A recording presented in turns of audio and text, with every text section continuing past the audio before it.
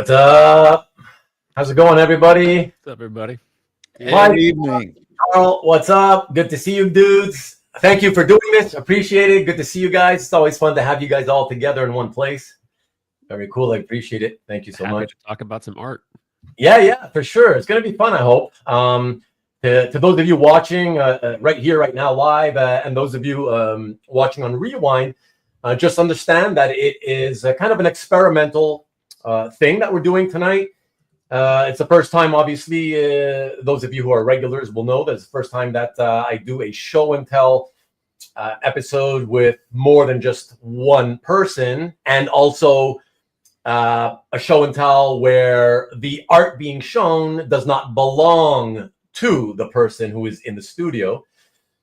Those of you who do not or are not in the habit of reading descriptions, which is pretty much most of you, you will know that if you read the description, go into the description and read it, you will see my idea, kind of, what I'd like this show to be, which is essentially, I'd like to do this again, assuming it goes well, which I don't have any reason to believe it shouldn't.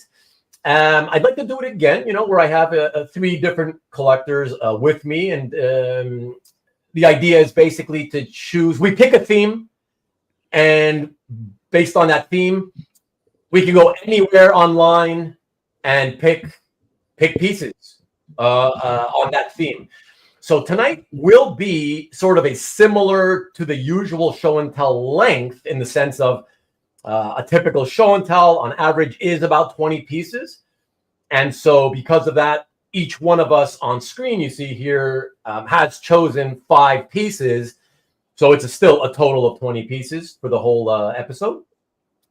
And to keep with the theme of experimentation, as you guys saw on here, let me show you again, in the middle. Oh, this one didn't have it. I put the wrong one up. Oh, look at that. Hold on. Let me see the second one here. Oh, no, I had the wrong one up. But anyways, the one that I had up all week, right in the middle, it said live polls.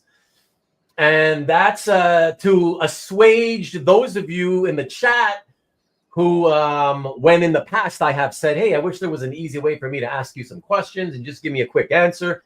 And you guys keep shouting, Slido, Slido. And so I decided to take you up on your suggestion, and I looked into it this week. I tested it out for a few hours on my own, and I seem to have the hang of it. It's still kind of, I got to have multiple browsers open. I'm bouncing back and forth. So it's not easy because I just started, trying it a few days ago. If it works, great. We'll see.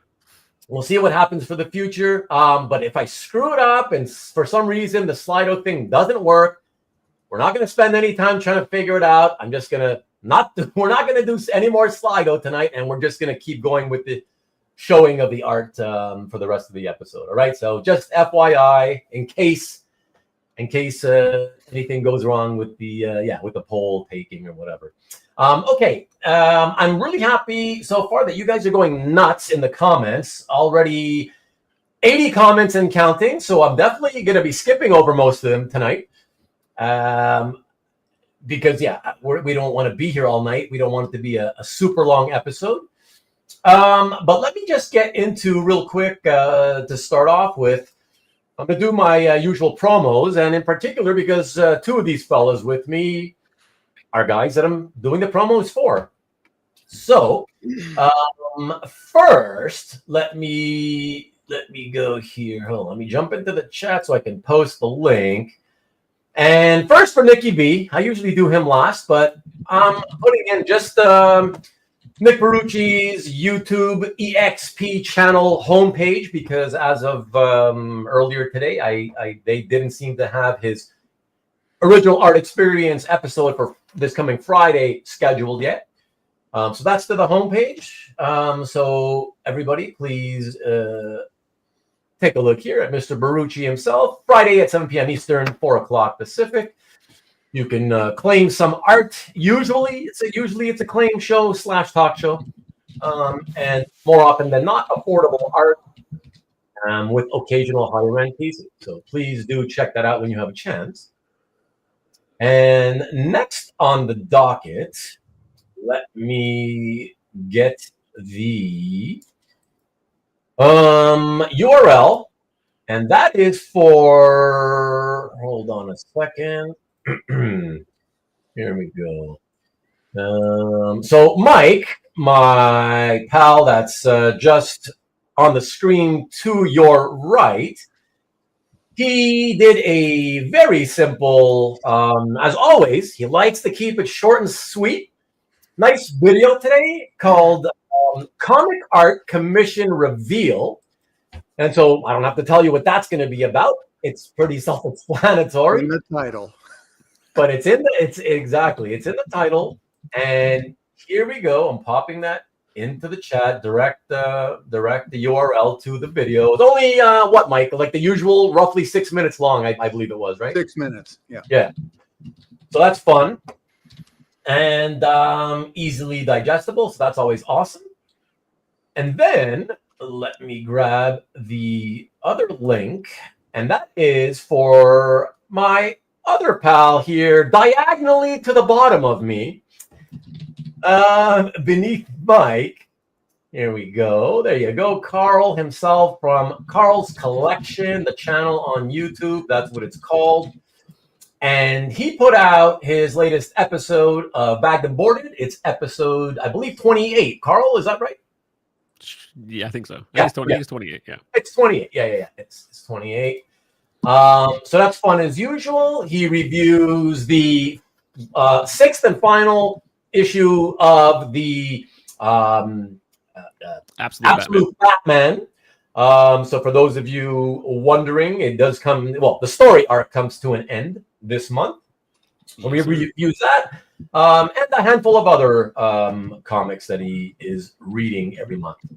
So here you go, guys. That's the direct link to that video. Should have an art unboxing sometime this week. So another one this week. Okay, sounds good. Yes, sir. Nice. All right, and that's that. So I've got you two plus Nikki, and I believe that's it. Kavi's empty. Kavi, he's still chilling. He's chilling like Bob Dylan. No videos for him lately. So we'll nope. I'm satisfied with my lack. Yeah. That's all good, man. It's all good. It's all good. All right. So I'll just pop in real quick, guys. I'm not gonna be able to say hello to you all, but let me at least not pop. I'm not gonna pop all your comments on screen because that'll take too long. I did want to say, Derek Neiman, you popped this in here a few days ago, and then you did it now, half an hour ago. And I'm just wondering, like, I'm not so up on, what the cool kids are doing with their emojis and shit. Does that mean anything? Because, like, I don't, like, is that just like, wow, look what's happening? Like, I don't know. I don't understand what that means. So, Derek, if you're here, let me know. You guys, by any chance, know if that's supposed to mean anything? The YouTube text for that emoji is face fuchsia tongue out. Okay, well, that's exactly what's happening. That's how I feel. Yeah. I don't know why there's a lizard. I don't know why there's like an alligator or a lizard in there, but yeah. Tom, what's up? Mr. Red Jack, what's going on? Hey, Sean Clancy in the house. Sean Clancy going to be my guest next week. Actually, you know what, guys? I'll come back to you in the chat room in a second. Let me quickly mention right away. I'll remind you at the end of the show. But next week, I guess you could call it another bit of experimentation in that I'm going to try. So pay attention carefully here. I'm going to try a new series. Here, let me pop this up. I'll speak while you guys look at it. Okay, so I'm going to try a new series called Comic Art Commissions, all right? Now, most of you guys already know I'm not a commission collector, and I don't plan to be collecting commissions, but I realize that insofar as this space, the art collecting space on YouTube goes, there's really nothing out there for commission collectors. And so, given that I've been wanting to do another roundtable episode about commission collecting, since I did my first one like 2.5, close to 3 years ago, and I never got around to it, I thought, well, let me do something about commissions, and let me just get something started, and hopefully it becomes something that can be, an occasional ongoing series. And I'm starting with Sean because I needed to fill a hole in the schedule for next week, and Sean was available, so I was able to at least start the first episode quickly and not have to once again, set the idea aside. And let me come back to you. And but what I would like it to be is basically more of a chat show. You guys know, like, the main reason I never have time to read comics anymore, see movies, watch television series. It's because I realize pretty much all my free time I'm spending looking for guests, producing episodes of the shows. If it's not the upcoming week, it's for the ones that are like 2 weeks from now, 3 weeks from now, whatever. And it's exhausting. I want to try to get some of my free time back. So I want to try to create series or episodes where that we can do that won't really necessarily involve me having to also spending a lot of time creating slides for a bunch of artwork. So those of you, I know most of you guys, I'm not sure about the Rewind guys, but I do believe most Rewind and you live viewers are primarily published art collectors. But if you have friends who are primarily commission collectors, please pass the word around. Just let them know that I'm going to be doing this series. But I want you guys to know that the series may never happen beyond next week's episode with Sean. See, part of the trouble I'm having is like I'm not. It's hard enough to get guests to come on, brand new guests that have never done it before, to do show and tells about published art. But me not being in the commission sphere, part of the hobby, it's even harder. I don't really know people that are primarily commissioned people. So I would need you guys to do me a favor. Everybody knows somebody who's, really big into commissions. Spread the word. Tell them, hey, maybe there's going to be a show that we do once in a while on this channel that will be specifically for commission collectors. But I would really love, it's more likely going to start happening. Nice. It's really going to happen most likely. In other words, okay, the series may not go beyond next week's episode. And the reason being that if I'm the one who has to always keep searching for people, that's why it may not happen again. So if you're out there, if you're listening and you're a commission collector primarily, and you would like to do your part to participate and, encourage that we do more episodes about commission collecting, then I really encourage you to reach out to me and tell me that you'd like to participate. And it'll primarily be about, you guys come into the studio with me like these guys are, and you just share stories about your journeys in commission collecting. And we'll show art, but unlike most of my other shows, I will not be turning your art scans into slides because that's the only way I can recapture some of my time back. You're going to have to satisfy yourselves with, we'll talk about art, whatever, and I'll put pieces of art up, but I'll just put the scan of the singular piece of art, which will pop up right in the middle of the screen. And that'll be that. So I don't find it looks as professional, but whatever. If you're willing to go with that, check out next week's episode with Sean, because that's how I'm going to do it. And you'll see what I'm talking about. So anyways, yeah, please pass the word around to your commission collecting friends. I would appreciate that, and have them reach out to me, please, if they want to help encourage that I do more content for commission collectors. Okay. All right. let me just pop back in here and really continue real quick. So where were we? All right. So Marcus, the jokester. Corey, what's up? Mr. Red Jack. Who else we got? Alberto. And look at that. My dude, 247 Comics. What's going up, Carl? Hey, my lovely wife. What's going on? Thank you, Vivian. CJ, as always, appreciated. Jason Ladwig, just checking to say hi and leave it light. Traveling can't stay long. No problem, Jason. Have a good, safe travels. Safe travels. What else we got? Who else we got new here? A lot of people. Oh, we got Derek's in the house. Electric Blue PG-13. Carl. Yes, sir. Rodney's in the house. What's going on? Hey, what's up, Marcelo? Good to see you. And who else do we got? Man, it's all the same guys making comments. Peter, what's going on? Good to see you. And yeah, you guys here in the studio with me make it even harder because I gotta skip over your comments too. Let me see. Yeah, come on. Who else? Anybody else new? Anybody? Hi, there we go. John's Comics with Kids. What's going on? Evening to you, my friend. The Rickster, Slido Pole Vaulting. Yes, sir.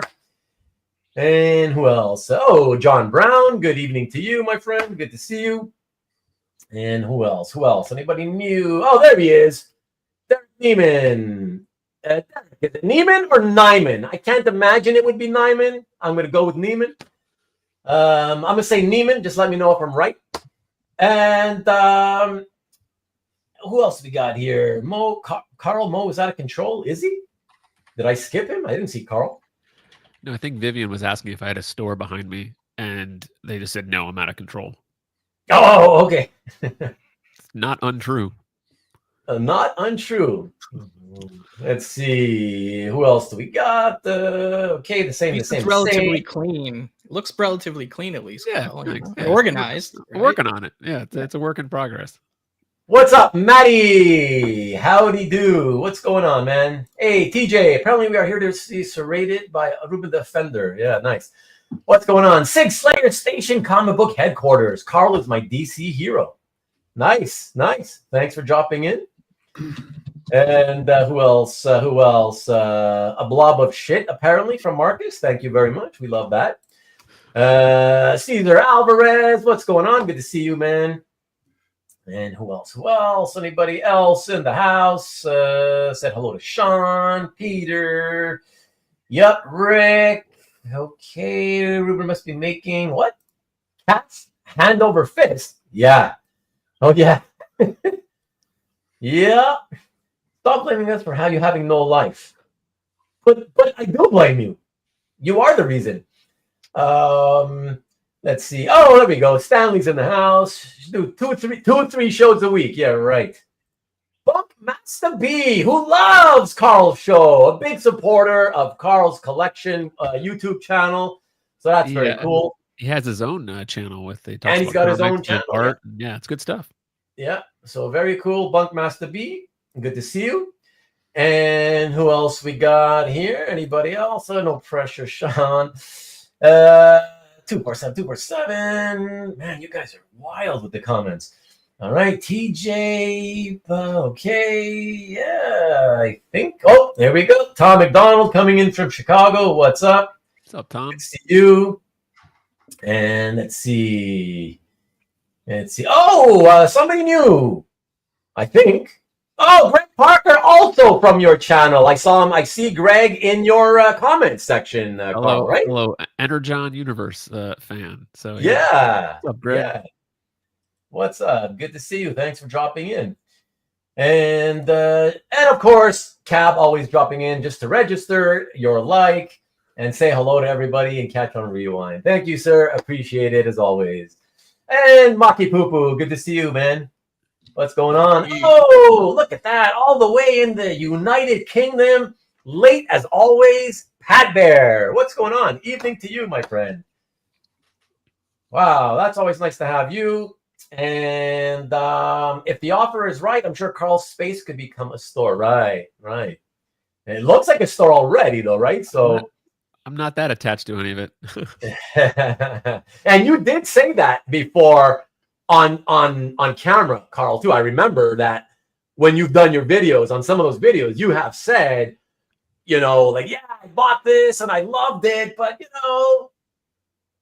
I'm not so attached. Everything has a price. If it's got to go, it's got to go. Yeah. And so that's what I love about I love your honesty and admitting that, There is a time where it might be worth more than I like it. So it's got to go. Yeah. Recycle those hobby funds. Yeah. Whatever. I love it. I love that, man. I love the honesty. So keep it up. Keep doing that. Nick Barucci, what's going on? Likes are free. Supporters time. Yeah, please hit the oh yeah, I'm very far away from where it is, but somewhere diagonally that way beneath Carl, you see the thumbs up. Hit that, please. And I believe that is it, folks. What's up? What's up from Greg again? And what do we got? Everybody saying hello to each other. And I have caught up. Oh, one last newbie. Who's this one? Drunk Superman.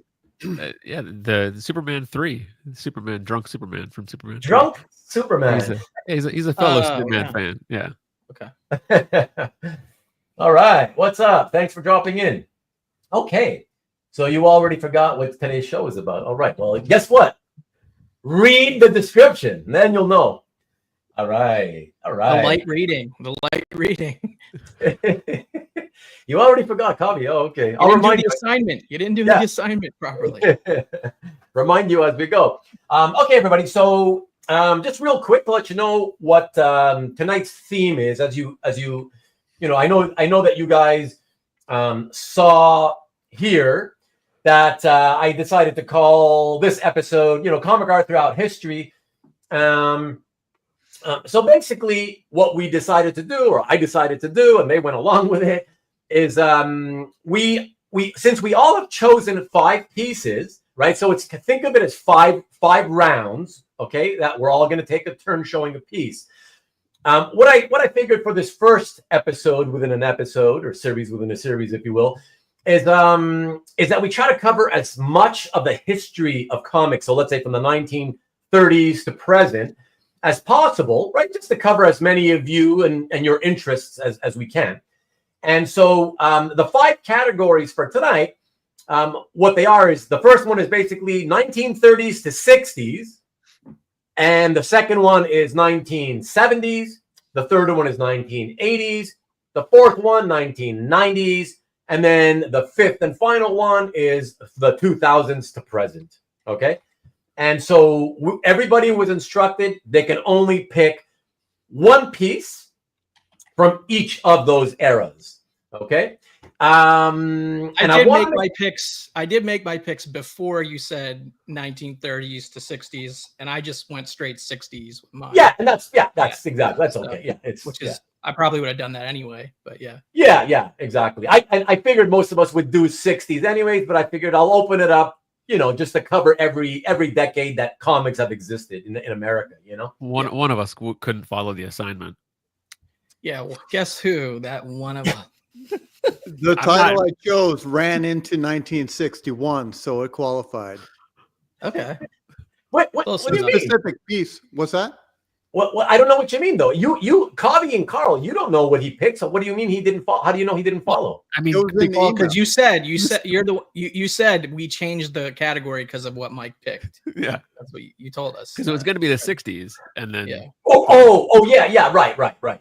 Yeah. I mean, whatever. It's whatever. It's fun. Yeah. None of this is our own art, so that's how much we're BSing tonight. No, guys. That's it. Right? That's it.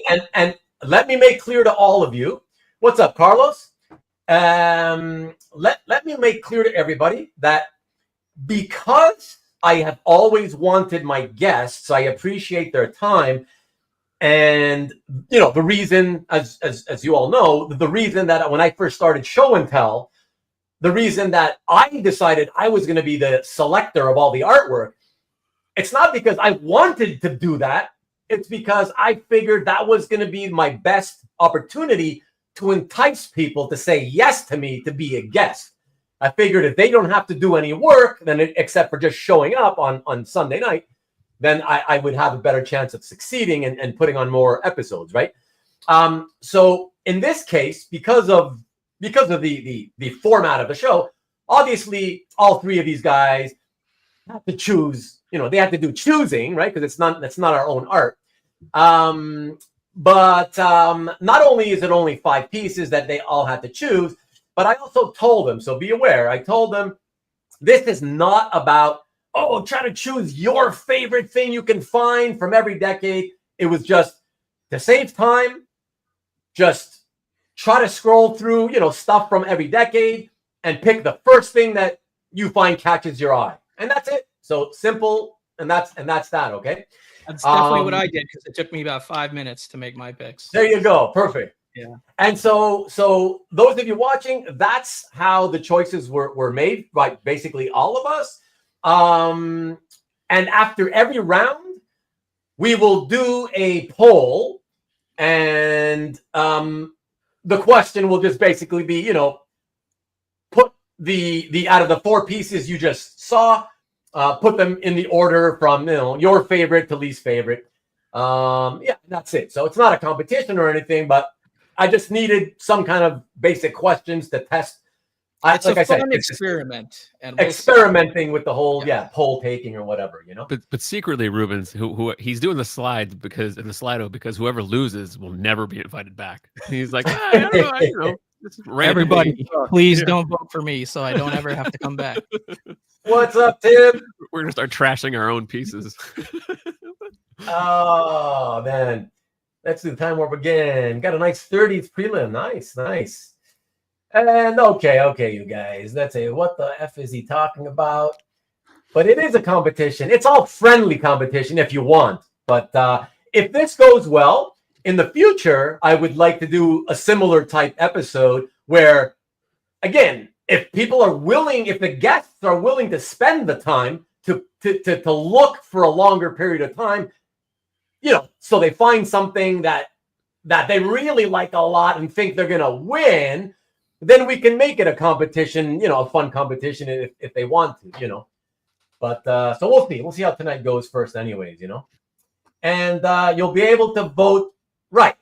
I'll be sharing the screen, and I'll give you a link to the Slido, and that's how you'll do it. If it works. I only just learned how to use it 2 days ago, and we'll see if it works. All right. So Battle of the YouTube Network Stars. Only if it's a show to showcase original triple. Nice. Of course. Set a record time, Stanley. Jesus. Okay. All right. So everybody, ready to get into it, and how it's going to work is we're just going to go clockwise. I'll start it off. And we'll go clockwise from me to Mike to Carl, then to Kavi. And then, we'll all look at the pieces and just talk about them. And that's it. Yeah, once we get to the end of Kavi's piece and chatting about his piece, that's when I'll share the screen and we'll try to do the Slido and see how that works. All right? About my pick. I'm calling them picks more than my piece. I just don't want to misrepresent that I own any of them. No, we don't own any of these. Yeah. We don't own, just to be clear, we don't own them. That's it. Yeah. We're just choosing from anywhere all over the internet. You're allowed to choose from anywhere. That's it. Yeah. And like I said, this episode is not about everybody trying to choose their favorites. It was just pick something that catches your eye and spend as little time as possible doing it. That's it. All right. I followed the assignment. Let's go. Let's have fun. Don't do a lot of work. Okay, I won't. Yeah, exactly. All right. So are we good? We're good. All right. You guys ready? All right. So can you explain it one more time what we're doing? Yes. So let me start from the scratch again, Carl. So I was saying, we were so freaking close. Damn it! I thought that was his backstory. Yeah. Well, there you go. But okay. Hey, look, it's 29 minutes in, 30 minutes now. So it's perfect timing. So yes, Jeff, you own all of tonight's pieces. Exactly. It's all out of your collection. There we go. So I'm going to start. And as a reminder, so this is going to be first category, comic art from it could be picked for anywhere from the 1930s to the 1960s. All right. And so for my first choice, I thought this, I got to start with this. How can I not? Let's check this one out. Marvel Comics #1 from 1939, Bill Everett in the collection of Jim Halperin. Yeah, I mean, look, I'm going to be straight out. This is not the greatest Bill Everett art you will ever see. I didn't show this or pick this because I thought, oh, I'm going to blow you away with, amazing comic book, technically amazing comic book work. To me, this is all about the historical nature of it. Just the fact that any page whatsoever from this comic book, just the fact that it still exists blows my mind. I remember when this first came out, and there was a whole story behind it. Actually, Mike Berkey sort of brought it out, and I don't remember a lot of the details of the story, but I do remember that it was Berkey who had brought it out, and it was owned, interestingly enough, by, I believe, Pete Morris. What is his name? The guy from Charlton, Pete Morrissey. Was that the artist's name in Charlton? Anyways, it's one of these Charlton guys, which was very strange because, why would a guy who worked, let's say, either the 60s or 70s at Charlton, how the heck would he have ended up with it, And so either way, just amazing that it somehow survived. Great to see that some of you in the chat have seen this in a live exhibit. Yeah, that's pretty amazing. Thank you, Stanley. I appreciate it. Yeah, it's on my wall behind me. And yes, sir, badass page. And yes, Pete Morrissey, thank you for confirming that, Sean.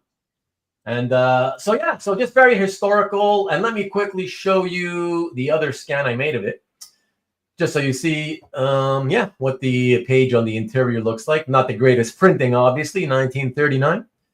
But you can't whip out your near mint copy and just scan it. Yeah, right. No, yeah. I was a bit lazy, ran out of time. I didn't want to crack the slab. Got it. You already put too much time into the show already, so right. But yeah. So that's it. That's my 30s to 60s piece. They can show that page as a reminder because some people like with some modern art where it's like, oh, the backgrounds aren't great, the backgrounds are minimal. It's like, well, show them that page and say like, hey, that's just anything modern with no background, just a callback to where it all began. Yeah. That's what but had all you guys do you remember, like, you've seen that before, like on in the online world? I've seen it. Yeah. Is it on CAF, that page?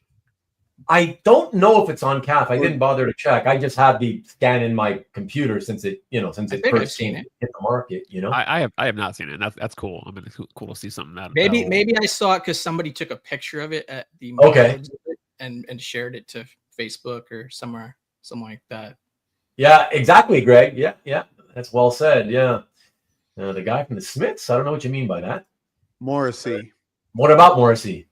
He's the guy from the Smiths. No, I know, but why would he mention that? Why is he asking the guy from the Smiths? Because the guy that owned it was Pete Morrissey. Oh, okay. This is going to be a long show. I got to walk you through. Yeah. Oh boy, the jokes, the killer jokes. All right. So I'm happy though that you, Carl, that's cool. At least you were first time. You've never had any idea that thing existed. Yeah, not at all. Yeah, that to me that's like only second, I guess, second or third in sort of shocking and important that it exists. Only to, like, if there was a page from Action 1, Detective 27. You know what I mean? Yeah, for sure. Yeah, it's pretty crazy. Okay, so fantastic. Hey, Tom Kazalowski, what's up? What was that? Ruben's page? No. None of the pages. I answered him in the chat, but yeah. Okay, good. Thank you. There we go. Okay. All right. So next, Mike, you ready for yours? I think I'm ready. Yeah. All right. Let's see what you chose from the era 1930s to 1960s. Here we go. Yeah. So Black Cat. I don't know. I have no connection to this cover except for the image is just striking. I like it so much. I actually have 2 commissions that are an homage to this cover. I like these Black Cat, funky characters, weird monsters. They're just striking covers, and then so that's why I picked it.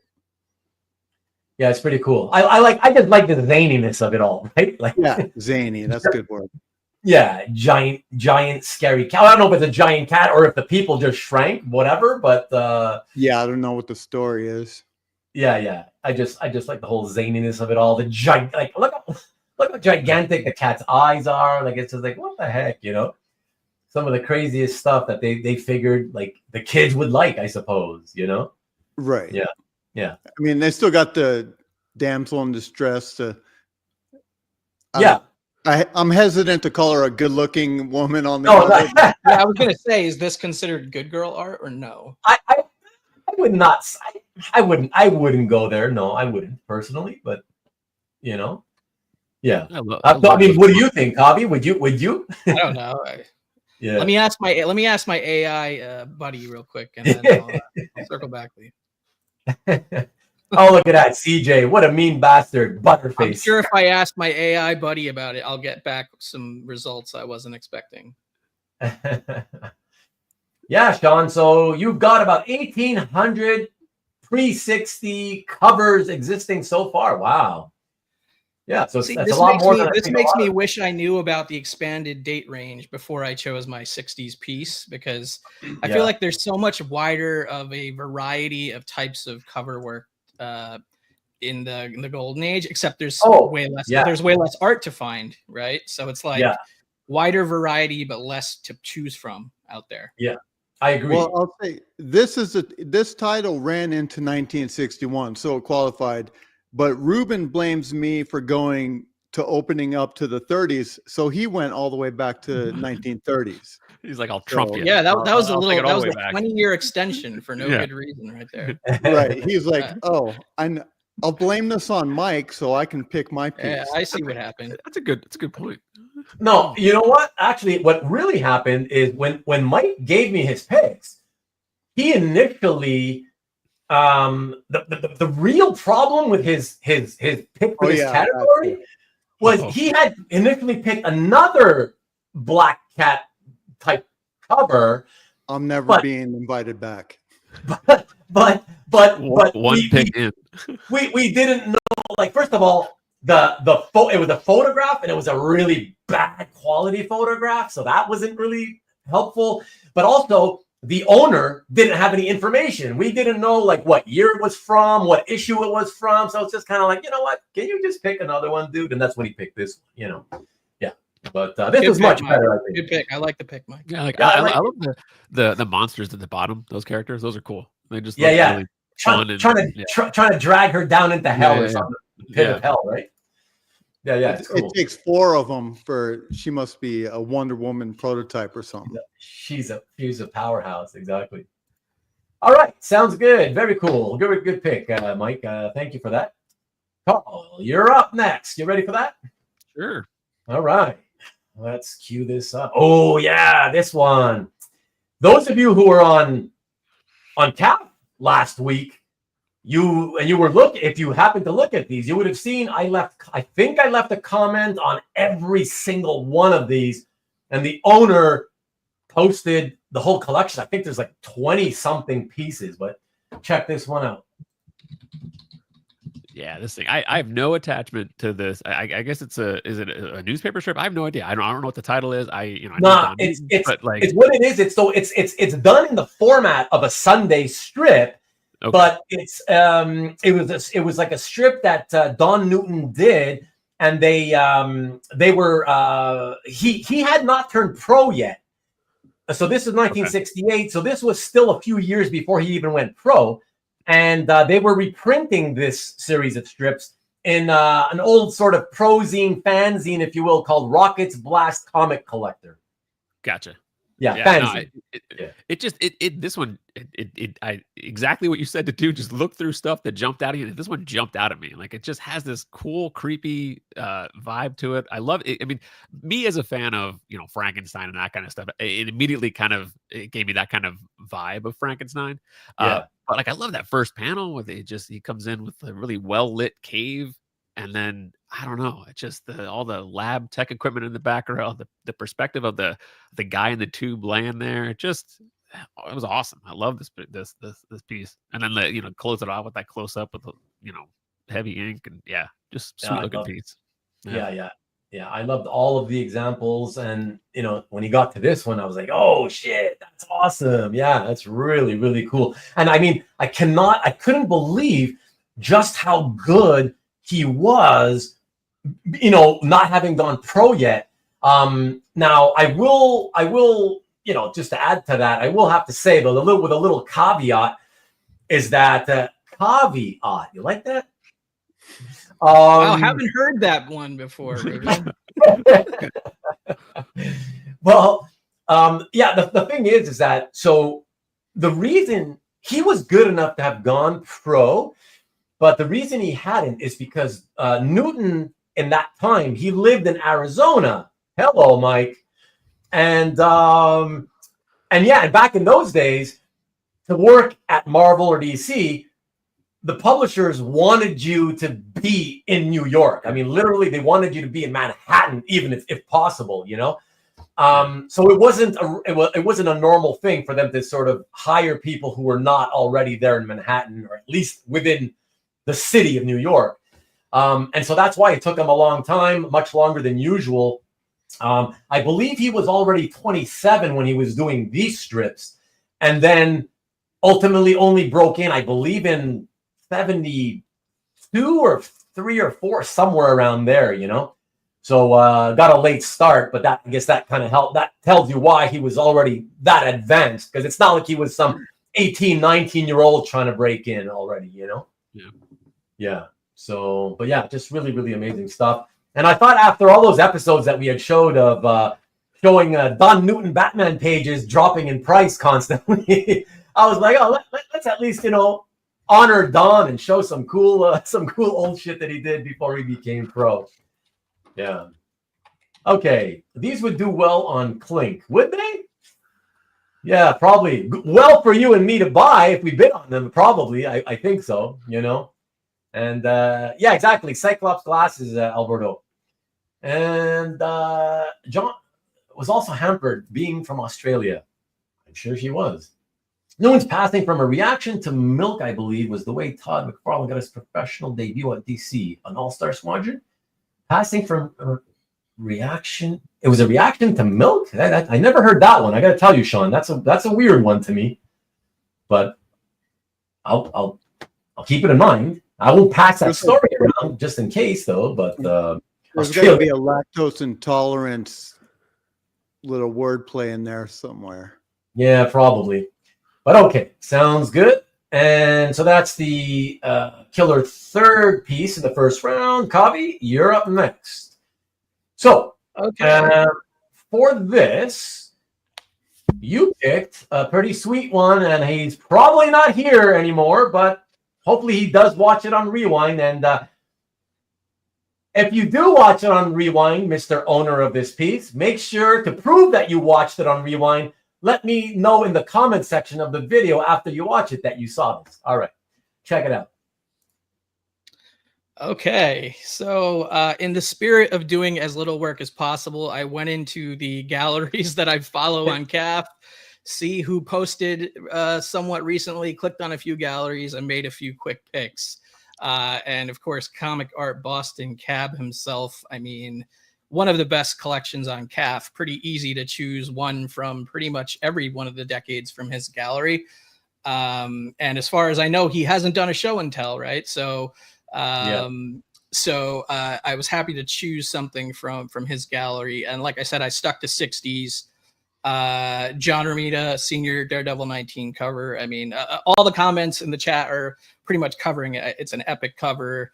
He only did 8 covers, right? If I'm not mistaken, he did an 8-issue run on Daredevil. I think issue 12 was his first Marvel cover, right? Or maybe even his first Marvel Comics work, if I'm not mistaken. So. And then issue 16 was the first time he drew Spider-Man, right? And I believe the issue after this one was his last cover. But this is number 19. For me, I think this is the best. This is my favorite of the Romita Sr.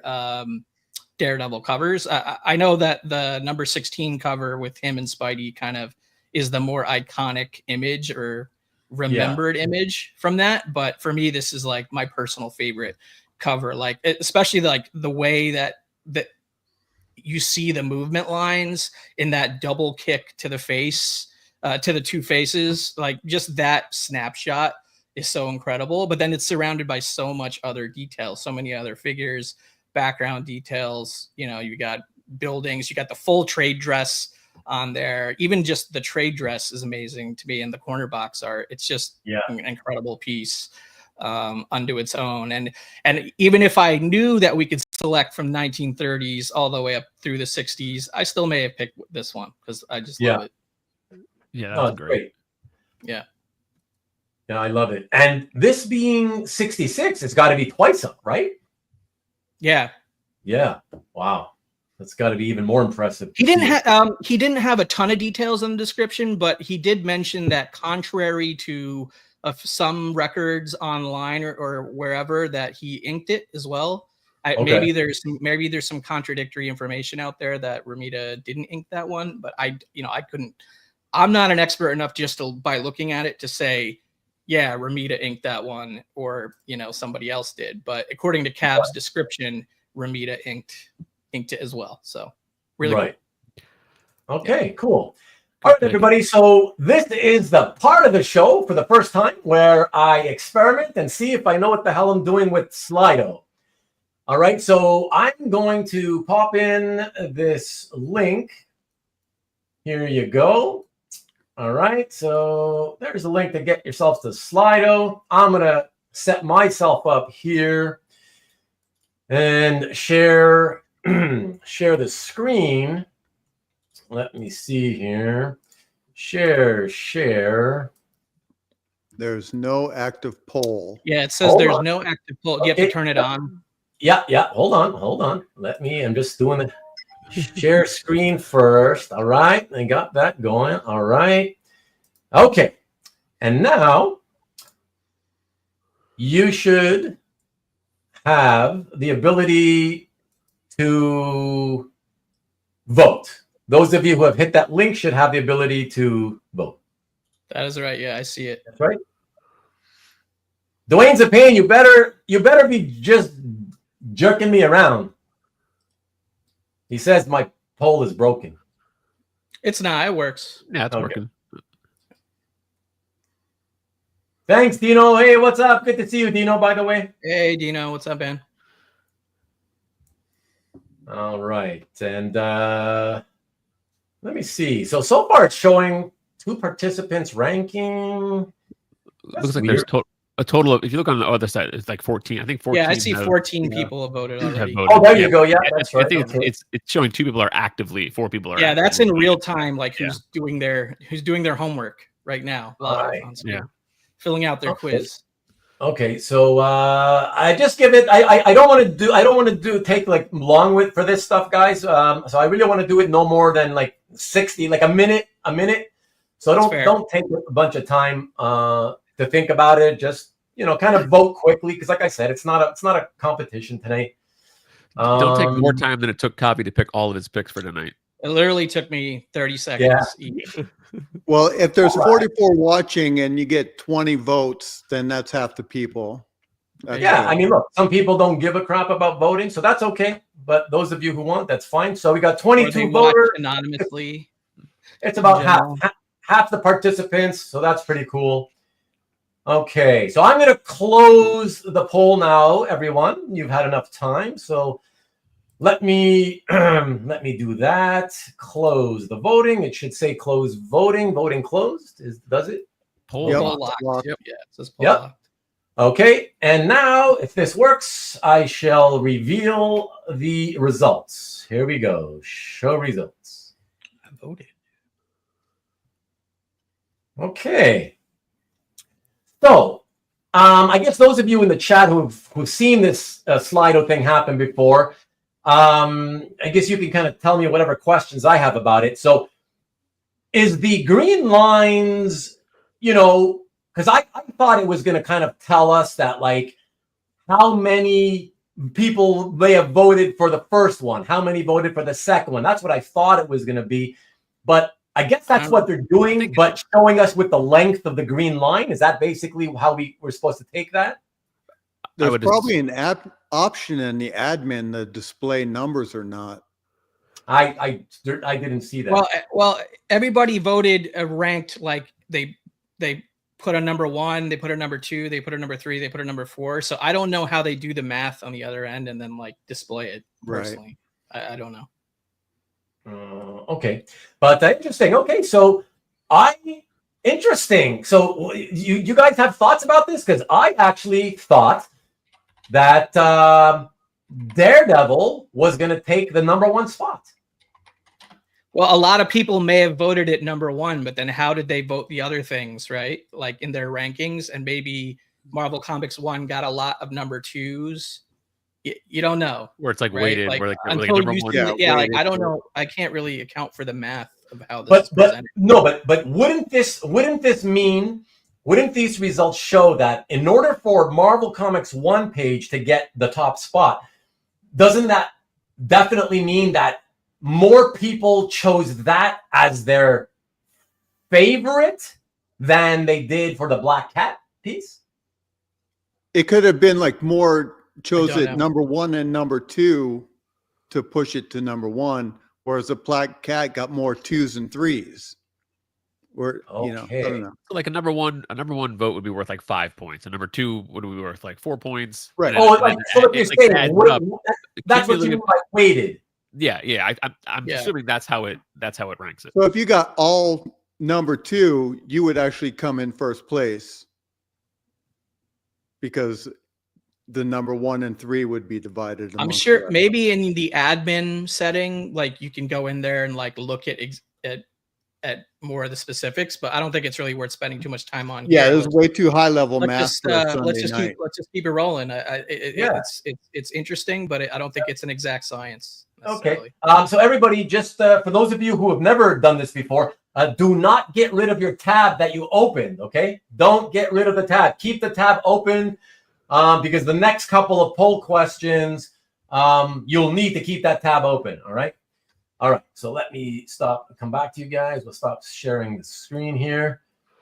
And I don't know why Dwayne keeps insisting the poll's broken. He's just maybe I'm highlighting Jeff's comment here. He said averaging weight across all 4 pieces based on cumulative selections. I know that's a lot of wordiness, but that makes sense mathematically to me, but I don't know. I haven't seen the back end of the poll. Mickey, we can't be here like all night. And I did it for like, I must have kept it open for at least a good 2 minutes solid.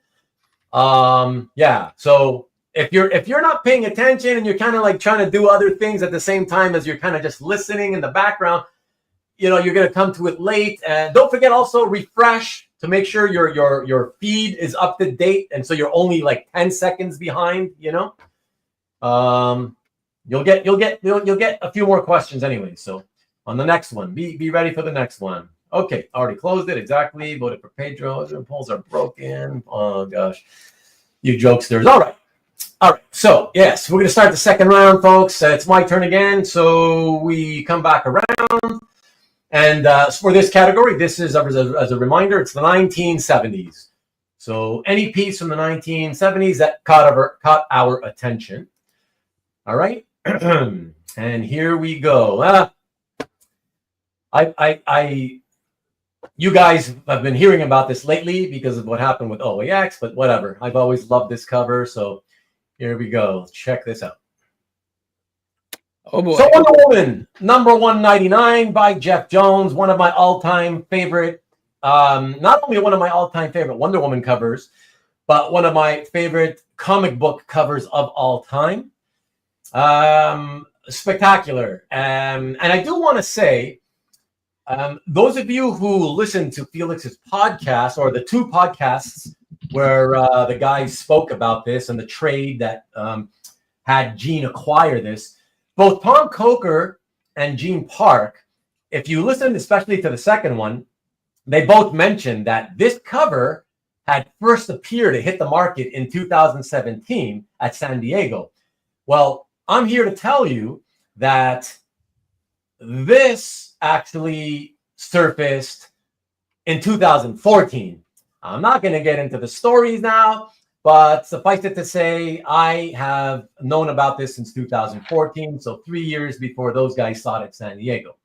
But yeah, listen, he did not do many mainstream comic book covers, Jeff Jones, and it's a thing of beauty. I've always loved the whole idea of, history about, the guillotine, chopping heads off prisoners, that whole sordid past part of history, executioners and the like.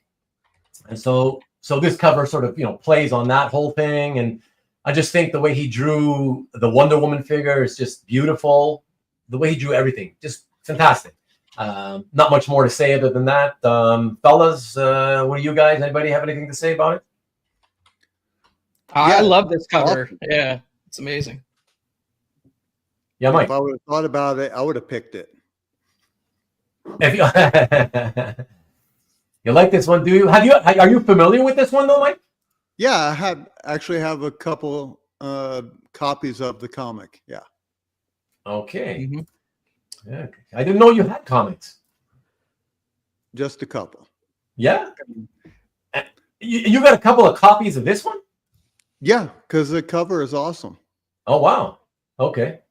Yeah, but it's considered it's considered a classic bondage cover unto its own, like regardless of the Wonder Woman content, I feel. But it is also a Wonder Woman cover, obviously, and it's a great one. It's a very memorable one.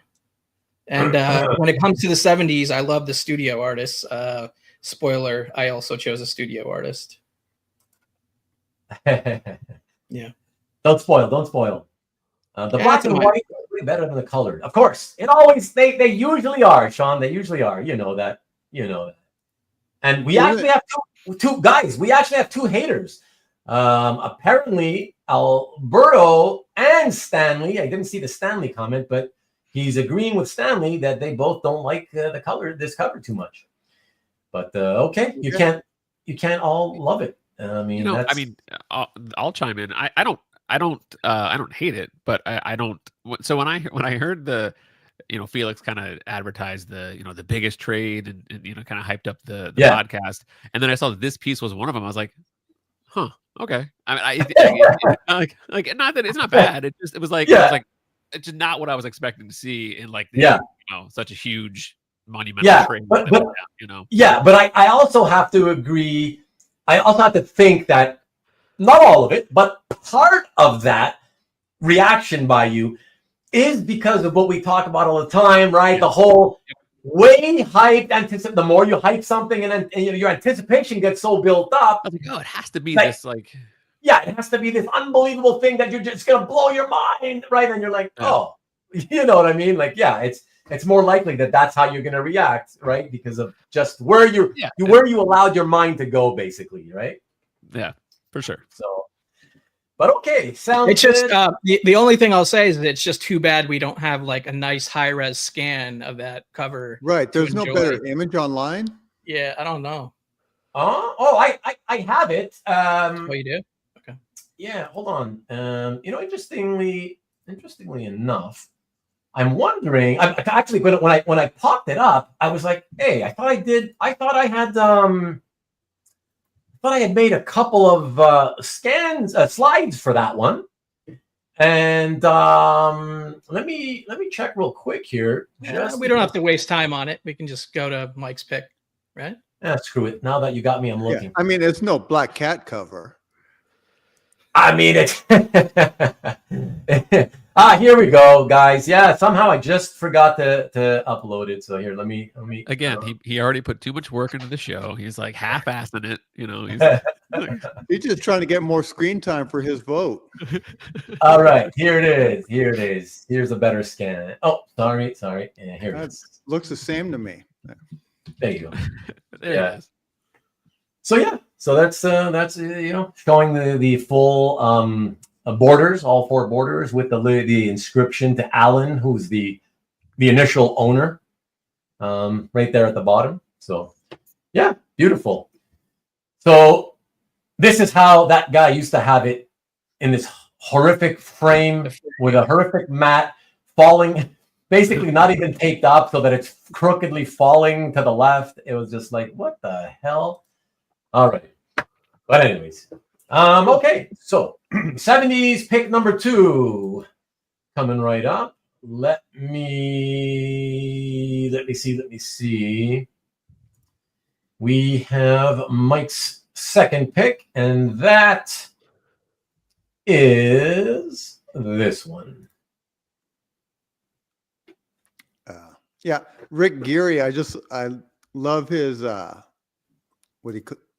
one-page stories, or he does these historical one-page stories that are always great, and I dig his style. And that's it. That's why I picked Rick Geary. Honestly, I didn't know his art went back all the way to the 70s. So when I saw this one, that's why I picked it. But okay, his stories are always great, and his art, of course, is awesome. Yeah, I mean, you had not. Were you a National Lampoon reader or buyer at any time, Mike? No, I didn't do any. Okay. Nothing as a kid. Yeah. Okay. Can't afford that trash. How did you out of curiosity, how did you first discover Rick Geary's work? I don't know if it's in Dark Horse or some other, like in the 90s, he would have, like I said, these one-page stories, or like historical events, Right. and they would be published in anthologies, whether I think it was Dark Horse or it could have been some other small press publisher. Right. Okay. That's how I initially found them. Okay. Hey, Mark Vega, what's up, pal? Geary I think he National put out a Lampoon. couple of his own books as well Okay, yeah. through some publisher. An inspired choice, by the way, Mike, says Mark. I think me and Mark have the same artistic sensibilities. Well, I can say I've always thought of, when I say about show and tell episodes, whenever I think about telling people that tell me like, oh, I don't know if you want to do my collection, because they do that, right? They're like, oh, I don't think anybody's going to want to look at my stuff. And what I often do is I say, have you seen any of like my episodes of show and tell? Like, I had Mike on, and then I'm like, have you seen Mike's and Mark's? I point to you guys all the time. I'm like, come on, man. If I'm showing that type of non-mainstream stuff, trust me, you and whatever you think about your lower end mainstream superhero stuff, trust me, you're gonna have your viewers, So. I'd say to anybody that your gallery on CAF should be your favorite gallery on CAF. If it's sure. not, I don't know why you're collecting comic art if you don't have one of the best galleries on CAF. You should. Everybody should, right? Right. Your gallery should at least be in the top 5. I would say you should love it the best, right? Right. And that's why you shouldn't say, I don't know why you wouldn't have me, because, my CAF gallery is one of the best on Comic Art Fans. Yeah, that's it. You got to think that way. Otherwise, why are you buying it, right? Look, I love my gallery, but I spend more time commenting on other people's art than posting my own art. It'd be weird if you spent all your time commenting on your own. Yeah. Sure. I hate display. It is. Look at that. Caesar gets it. It is. I have the best gallery on CAF. There you go. I have to disagree. You encourage him and then you just shoot him down, That's awesome. Six Slayer says Mike is cooking. Ooh, look at that. They're liking your Geary work. Nice, man. Entirely curated by you. It better be. All right. Carl, you're up next. 1970s, Carl's pick. Let's see what you got a good one. That's another pretty cool one. Not even comic art, which is kind of a cheat, but I like it. Check this out, everybody. It's in that category. I feel like I'm voting for Carl's pick. Everyone's saying they're already going to vote for my pick. I think I'm voting for Carl's. Yeah, I mean, does it get more 70s than like the Hildebrandt Lord of the Rings stuff. Like, I mean, I just like it's so beautiful. And this is my I have to confess that apparently this was at OAX and I didn't go and see it. Like, but so this is my making. Dude, I went to look at it like 4 times. I know. So I was such a moron. I didn't make it over to those galleries. But so this is my making up for that by picking it for this show because I saw it and I was like, oh my god, this piece is beautiful. Until like Peter Jackson had the movies, like it was the Hildebrand brothers were like the defining look, and to many they still are for Lord of the Rings, and it just come on, that's a beautiful piece. Right. I love the detail on like the Balrog face and just like this like kind of saliva that's coming down out of his mouth, and it's just freaking sweet. Yeah, it's I just think it's really, really amazing. I love that dragon winged creature guy. I love it. The colors and the lighting is fantastic. Yeah, it's spectacular. And by the way, I wasn't sure because I couldn't figure out. I don't know if you could figure it out either, Carl. But the guy's gallery, so the Korshak collection, it was confusing how he wrote it. But like in the description, it made it sound like he was trying to say. I saw it said, okay, 1976, a calendar, and then it said Ballantine, 1977. Ballantine is a paperback book publisher, and so I don't know if he was trying to say that, oh, maybe they used this for one of the editions of paperback, one of the paperback editions in 1977, of Lord of the Rings or not. I don't know if you looked into that or not, I didn't. No, I only remember seeing these like as a calendar. That would have required more research and work. Yeah, exactly. You said not the spirit of what we're doing. Well, listen, effort. No. I do that because I want you guys to say yes to me. I'll do your show. Yeah. But if you love to spend your time and do that, by all means, spend the time. Obviously. And then he'll invite us on and say, "Don't do a lot of work," and then he'll say, "Oh, call us out." Say, "Hey, did you look into this?" I said, be "No." like, "Hey, what the hell are you do doing?" Research. Yeah, what are you doing? Fuck. Exactly. I told you to research that. Okay. Excellent. No. Great piece, Carl. Very cool.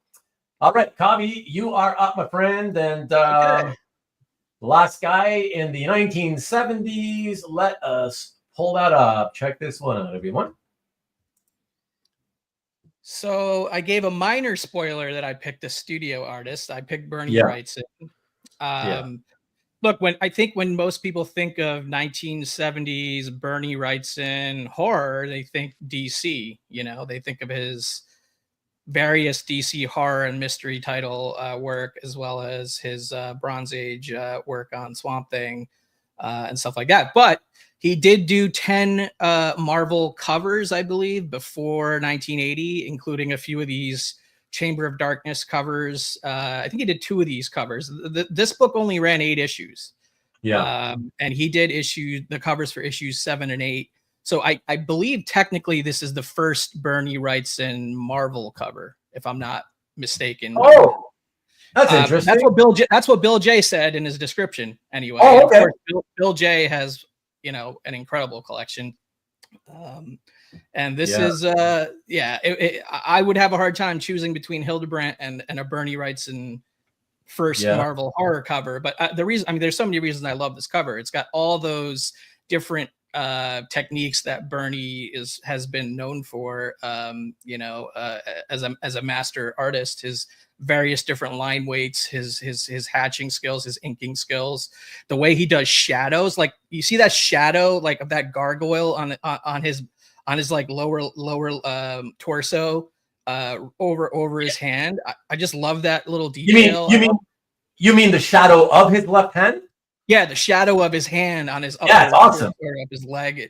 Just like little details like that. It's just you almost can't even see that figure in the background, like way in the background in the bottom right corner. But he builds in a figure there, like all the look of horror on the faces of all these of these guys in that whatever group scene over there. I think this is like a gargoyle type character coming to life, like a stone gargoyle or something. It's just an incredible cover to me. Like he moves your eyes across various portions of the image, like the way he's holding the guy's hand, and like your eyes are just drawn straight up from there. And then all that hatching and ink work in the trade dress and title, even the like little candle art in the corner box. The corner box, just so many cool details on this cover. It's just pure Wrightson, and it's pure amazing. Yeah, I love it. I remember when Bill Johnson posted it, I was like, of course Bill would be the one posting it. That guy's collection's like insanity, right? Defined, right? Like it's wild. So is Cabs. The two guys I picked from so far have excellent stuff. But still not better galleries than Mike's. No. What's that? But still not better galleries than Mike's. Mike. Oh no, nothing's better than Mike. Yeah. No, nothing's better than Mike. Because it's a weighted scale, and we don't understand the math, right? Yeah. It's funny. Okay, let me share the screen, everybody, and let me get that. Okay, got that. And I'm going to send out the second question for y'all. And here we go. So, 1970s. This should start it off for you guys. Let me know if it's not. Should be able to vote now. Are you going to share the link again, or do we have to go get the old link? No, you should be. You should be in that same tab. There it is. There it is. You got it? Okay. Yep. Now it's live. So yeah, go ahead, guys, and for all of you viewers watching, please remember, do it quickly. Ooh, look at that! It's like, yeah, I want to keep it open because I want to see how it moves. With you guys, are you seeing the results change live? Yeah. I want to see it go live. I want to see how that switches things. Oh, interesting. Maybe I'll do that instead of revealing the results.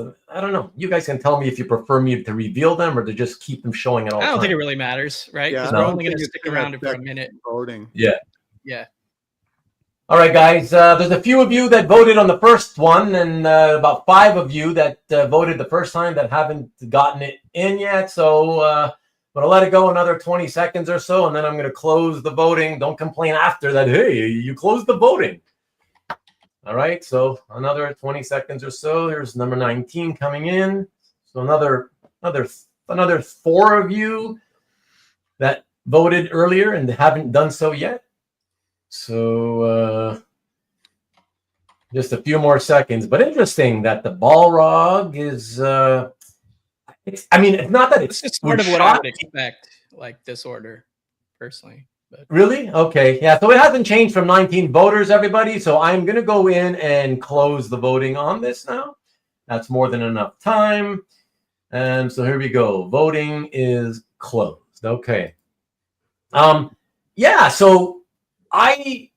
Listen, I'm not surprised. It's a beautiful piece, but I have to say it's pretty impressive from the point of view that my expectation would have been that, well, the Wrightson is still Wrightson, and Wrightson is at least comic book art, whereas the other one is non-comic. But when you think of Wrightson, is that an iconic Wrightson that everybody thinks about? No, of course. When you think of Hildebrandt, that's an iconic Hildebrandt that everyone thinks about. Yeah. When you think of Jeff Jones, that's an iconic Jeff Jones that everyone thinks about. Yeah. It's like Lord of the Rings. Despite that, the Bernie was still second. You know what I mean? So I think that says a lot about the strength of that Bernie cover as well. Yeah, but are you saying you're not surprised? What were you expecting? I'm not surprised. No, I'm not. So you're not surprised? Yeah, that's the order I would have voted for. Oh, really? Is that the order you voted, though? Yeah, I believe so. Interesting. Hey, Hyder, what's up, bud? Needed some Neil Adams. Hey, what can I say? People are going to pick what they want to pick, right? Yeah, right. Whatever, Alberto. Hi, Kevin. Doesn't matter. This is all. I'm looking forward to when Marcus comes on and makes his picks. All right. I'll watch that show. Can't wait. Exactly. I'm waiting. It'll all be Alex Maleev convention sketches representing different eras. The cows will have come home and the pigs will be flying overhead when that happens. It'll be Mannix recreations from every different eras decade. Yeah.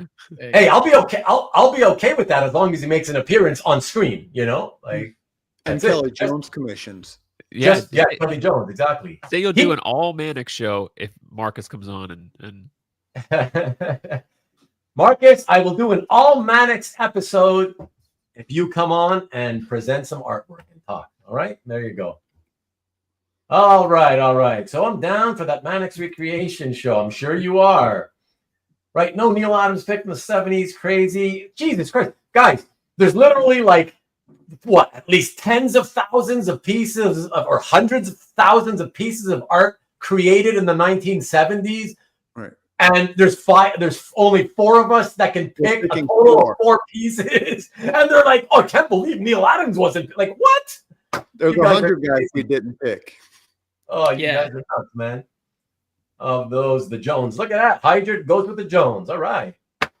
Well, if you want, you could remind the audience for the 30th time that you instructed us not to choose our top piece of that decade, just to pick a piece. Pick a piece. Pick a piece that caught your attention, though. Yeah. Not just some random bogus. The first piece you saw, obviously, right? Yeah. Well, I sort of did that. You sort of did that, you lazy prick. Okay. First piece I saw that I liked that fit the decade that I was trying to slot in. That's funny. Okay. All right. Excellent. So that's round 2 over and done with, everybody. Let us move on to round 3. Let me cue that up. Oh, what's James? James, what's up, James? These picks are terrible, and you all should feel bad about your life choices. Nice. I wonder what James is going to think about the 90s picks, because that's his decade, right? So let's see if he sticks around for that and see what happens. Oh, look at that. I don't know how I feel about my life choices. Maybe I do feel bad. Do you though? You're good. All right. So let me cue up my next one. All right. So now we have hit the 1980s, everybody. And for the 1980s, I am the first selector. I got 2 slides. One is kind of scanned. One is photo, because I'm not sure which one you guys would think looked better. So here we go. Let's check out what I picked. So yes, Crisis on number 1 cover. Damn. Huh? Just number 1. Yeah, it's just the first issue of Crisis on Infinite Earths wraparound cover by George Perez. Never heard of this one. In the collection of currently unknown. It's such a great collection. Yeah, I know. It's like an unknown cover from an unknown collector. Cool. 1985, everybody. I mean, what is there to say? You guys know we've talked about this in the past on past episodes of various shows where I've mentioned that, to me, Crisis on Infinite Earths is still, to this day, the single greatest comic book epic story. So, in other words, a self-contained, long-form story that is considered sort of epic with lots of characters and drama and whatnot. My favorite of all time. I think it still stands the test. Let me show you a picture of the photograph here, the slide with the photograph. Maybe this looks a little bit more, so at least you could see what the whole board looks like, even though it's at an angle, of course. Which image do you guys prefer? Seeing it at an angle like this and seeing the whole thing, or kind of cropped like this? I would prefer this if it was higher res, but yeah, it's not. Unfortunately, it's the only clearer. Scan. Yeah, this looks clearer. Yeah. That little one is a really small scan. It's a really tiny scan, and don't remember where I got it, but I've had it in my computer for years. So yeah, that's it. But so this isn't currently sitting in someone's gallery or known where it is. Exactly. It's nowhere to be found at the moment. Yeah. Yeah. What's the theme for the 80s picks? Well, it's interesting that you say that, Peter, because for a future episode, what I was thinking to keep tonight's theme of still splitting it by decades and then adding another theme to it. Yeah, just because that way it Yeah, gives because us today the theme is just 80s, right? Like what do you mean? well, his question is, what are the themes for the 80s picks? Well, the theme is just they're created in the 80s. Oh, right. That's it. That's the theme. Yes, exactly, Alberto. Exactly. Burn? What about Burn? Nice pick. Ruben gets the assignment. For Christ's sake, Ruben cheating with the double page spread. How's that cheating? It's still one piece. It's one big piece. Technically, it's a wraparound cover. Wraparound cover. James asking you, Carl, is Crisis better than Death of Superman? My response below is, James, are you trying to get me comic art canceled? What's going on, man? Right. And Caesar, I do believe it is a single large board. I cannot swear to it though. And there you go. Look at the picture again. See if there's a seam on there. Yeah, give me a second here. Let me go back to the photo. Check that out. Doesn't look like it. It looks like one board. I think it's one board. Looks like it, yeah. Yeah, it looks like it. Yeah. So yeah, if it is, it's even better because I mean, okay, you can't put it in a portfolio. I mean, unless it's one of those giant ones, obviously, you know. But yeah, what a decade! What a decade, Marcelo. Exactly. Crisis, Dark Knight Returns, Watchmen, Mouse. Yeah, exactly. But TMNT 84. Right on, man. Yeah. So yeah, good stuff. I'm surprised. Of course, not from you, Mike, because I know that's not your era or whatever, or not your type of comics. But Kavi, I'm just curious. You read Crisis, right? I've read it before. Am I the person that could go on a podcast like Garrett Crabb and like go deep about? No, I've only read it that one time. The one time, and I'm much more of a Marvel guy than a DC guy when it comes to crossovers. Like I like my core Batman reading and some Superman reading and some other DC stuff. Obviously, Swamp Thing. I love Swamp Thing, but Swamp Thing's probably at the top of my DC. Like what I read and have enjoyed. But yeah, I'm not an expert on all the nitty gritty details of Crisis and all the implications of the universe that happened after and all, that's not me. Yeah. So to jump in with to answer James in honesty. So I enjoy DC stuff, but reading Crisis to me, I enjoy it, but it feels like work. I mean, just there's a lot going on there, and there's so much dialogue. There's so much. It's all encompassing. When I first read it, I didn't know as much about the DC universe, right? So it didn't land as well. I went back and read it years later and really enjoyed it. But it does. I can read Death of Superman. Well, actually, Death of Superman is like. That's like nothing because it's I love it, but it's one big fight. That's not really like it's comparing a story to just an action sequence, and right. You can't really exactly. But having said that, with Death of Superman, when I refer to Death of Superman, the whole four part, And I mean, and the honest answer is I would rather sit down and read the Return of Superman over Crisis because it just. Crisis it's very heavy and it just feels like time consuming and work. So, well, I'm sad to hear that. Tim says the Swamp Thing crossover, Crisis crossover issue was the best single issue crossover comic. That was a good issue. I really enjoyed it. I definitely really enjoyed it. I don't know if I'd say it was the best, but most of those crossovers were kind of like, it had like a 22-page story and 1 or 2 pages in that story tied into the Crisis, right? It was just kind of a cash grab, basically, to try to get people to buy all those other titles, Superman's dead, yeah. 4 times. Permanently. 4 times. When it came out, all the comic geeks in school talked about it nonstop. Really? I would have thought, Tom, that everybody at school was talking about Secret Wars only, not Crisis. But yeah, that's nice to hear anyways. Okay. So let me move it over and pass the baton to. Speaking of baton, did you guys see that video where the high school race with the girls? They're having a baton race, and they're coming around the corner, and one of the girls is like, she seems angry that the other girl's passing her in the lane next to her, and she whacks her off the head with the baton. You didn't see that? Holy crap! I'll have to look it up. But yeah, Yeah. no, It kept like all kinds of videos about it, from different channels kept popping up in front of me. I was like, holy shit! I'm shocked it took this long for that to happen. They're carrying a weapon. Okay, let me see here. What do we got? Okay, yeah. So here we go. Mike's 1980s pick. And wow, I forgot about that. Yeah.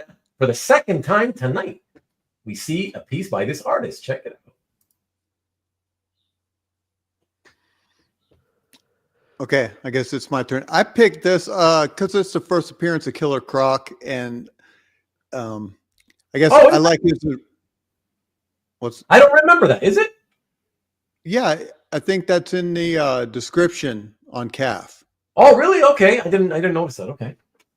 And so yeah, just like this iteration, and then I like how subsequent artists, they have their iteration of him, but like this is how he first appeared, and just pretty cool, and little cameo with Batman.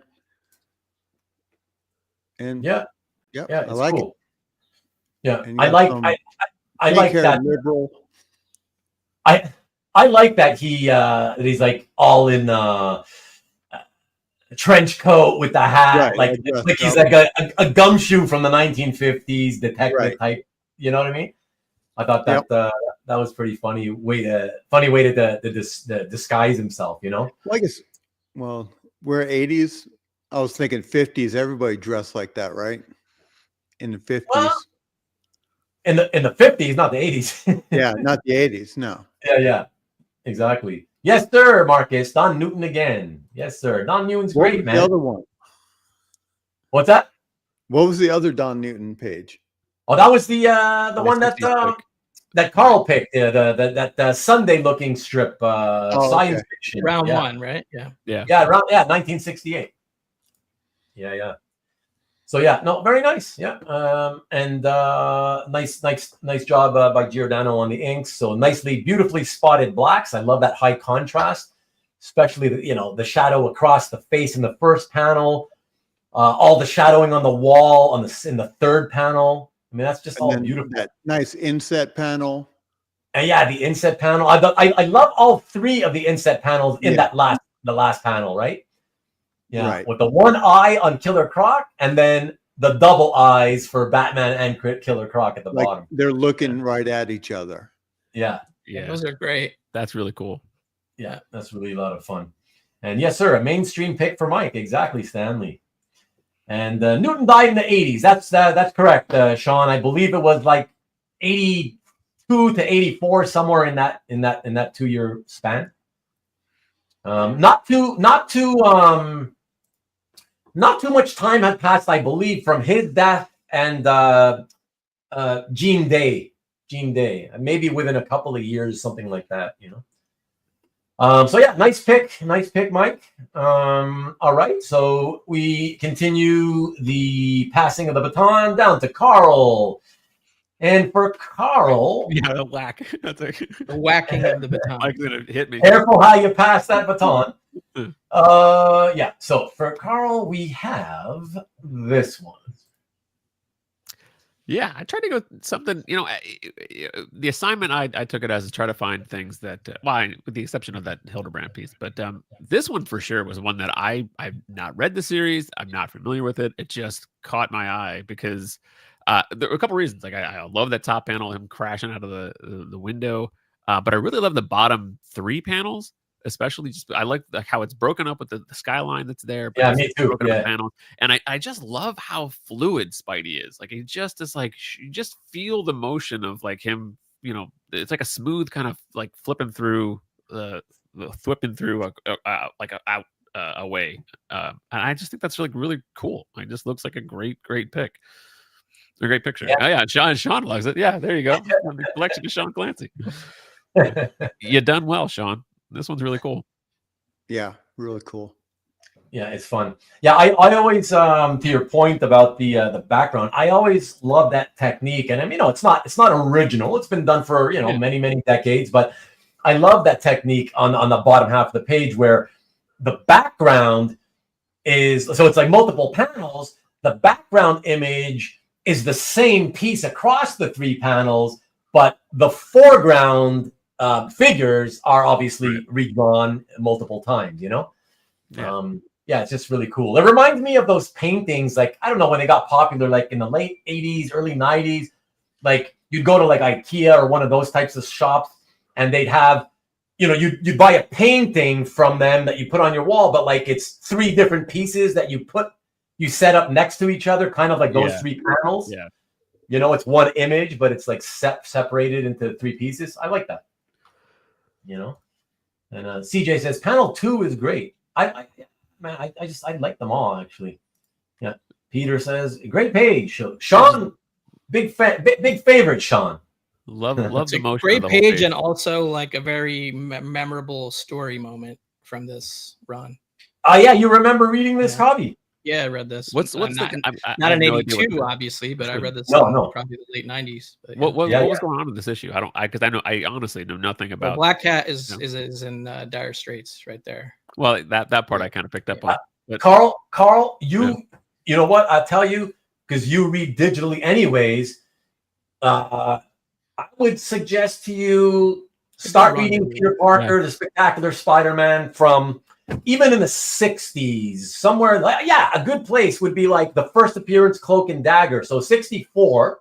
Yeah. And if you ever have the time, from 64 to 100, it's just a really nice, fun run of comics. Given that it was the secondary Spidey title, it was really, really good. A lot of Black Cat stuff going on, Kingpin stuff, really fun stuff. Cool. Yeah. Really fun run, like a good 3-year consecutive run, and still some stuff that was really good even beyond issue 100 with Sin Eater. I don't know if you know what Sin Eater is, but that was a lot of fun. So yeah, some great stuff. Yeah, I think they tried bringing back that character to some degree. I heard they did. I was like, come on, man, what do you? They always have to bring everybody back, though, you know. So Sean says, I love Mooney's inks on the Black Cat, and the romance of Spider-Man Black Cat was one of those stories I went back and collected after I stopped buying. Yeah. Derek, Doc Ock beat the crap out of Black Cat like Doomsday beat up the Blue Beetle. Derek's spoiling it. But you know what? He metaphored it into DC terms. And I'm like, oh, okay. So he knows the audience. He knows the assignment. So good job, sir. Yeah. But Black Cat was feeling like she needed to become more powerful if she was going to be Spider-Man's girlfriend. Yeah. It was all great stuff for sure, you know. My pick is either X-Men 133 or 136 cover. Okay, well, too bad you won't see him tonight. Add it to the but, all right, let us go to the last pick in this third round of the 1980s. Kavi himself. And for that, I've got 1, 2, 3 slides. And you'll see in a second why. Let's check this out, everybody. Here's the first slide. All right. Oh. Yeah, so this is in the collection of a newer collector in the hobby. His name. I think that guy's that's a fucking loser. That loser guy there. Yeah, I know that guy. Yeah. I believe it's pronounced Marcus. Marcus Y or something. Yeah. No way I. Like no way I. Why? No way I. Yeah. Look, okay. I had to pick something out of Marcus just to have fun a little bit. But I also am a big fan of the original Star Wars Marvel run, and rather than choose a piece that was just ran in one issue, I chose the corner box art by Ron Frenz and Tom Palmer. I believe not all of these were used on books, but a subset of these was used on like I want to say 20 something issues. Ron Frenz only did like 13, I think 12 or 13 issues in the run, but his corner box stuff didn't start until issue 84, I believe. And issue 84 was the one and only issue that David Mazzucchelli did. So his corner box stuff basically started running mainly after he was done with the run. I think one issue he had left where his own corner box ran on it. I forget if that was like issue 98, 90 or 99 or something like that. But this set of corner box ran on like I think approximately 20 issues, maybe slightly more than 20 issues. So Yeah, multiple use, lots of nostalgia, 80s Star Wars corner box art. So yeah, Super cool. Marcus has a lot of great Star Wars pieces, but this is probably like my sentimental favorite just because of how many issues in the run you see it on the cover. Right. And so here, obviously, the bottom right-hand corner image is the one they used. And then the two Skywalker images on the top right corner are the ones that they then used here on these two issues. And then here, let's go back to the original. The shot with the team on the bottom left-hand corner, you can see. I had to highlight Marcus's terrible choice comment. Sorry. That's okay. I highlighted it earlier, anyways. Already. Okay. Yeah. Good. It's still a terrible choice. It is Twice. So there you go. So very cool, very cool. Let me just get a bunch of your last comments here. Marcus with the different gems. Who's Marcus? Exactly. David Barr. What's up, Australia? What's going on? Almost a quarter of the series run, right? And definitely more than 20 issues for sure. So I miss those corner boxes too. Yeah, I like that classic 80s layout look of all the Marvel comics, man. I love that stuff. That is corner boxes. Yeah, that is a great set, Marcus. Love it. And that'll be dead last. We'll see in a moment. Let's see. No Frank Miller. Is the show over? How do you know there's no Frank Miller? Maybe, look at you guys, Neil Adams. Why does there have to be Frank Miller all the time? Yeah, right. Like what's like the deal? It has, or like the Neil Adams had to be there, right? 1970s, of course Neil Adams had to be there. Okay. So yeah, let me share the screen again here, everybody. We're gonna go and vote for the 1980s pieces now. Let's see. All right. So okay, let me share this one. Tell me it says join at slido.com. Anyone? I have the window open still, and it hasn't popped up yet. Yeah, it hasn't popped up on the. Oh no! I'm just talking about on YouTube, on StreamYard. Yeah, on YouTube, it's up on the screen. Yeah. Yeah. Okay. Yeah. Okay. Sorry. Excellent. Okay, so let me hit the 1980s. Here we go. And here we go. This should get it going for you guys. Let me know if you see the ability to vote right now. Yep. Okay. All right. 1 minute, everybody. Please do your.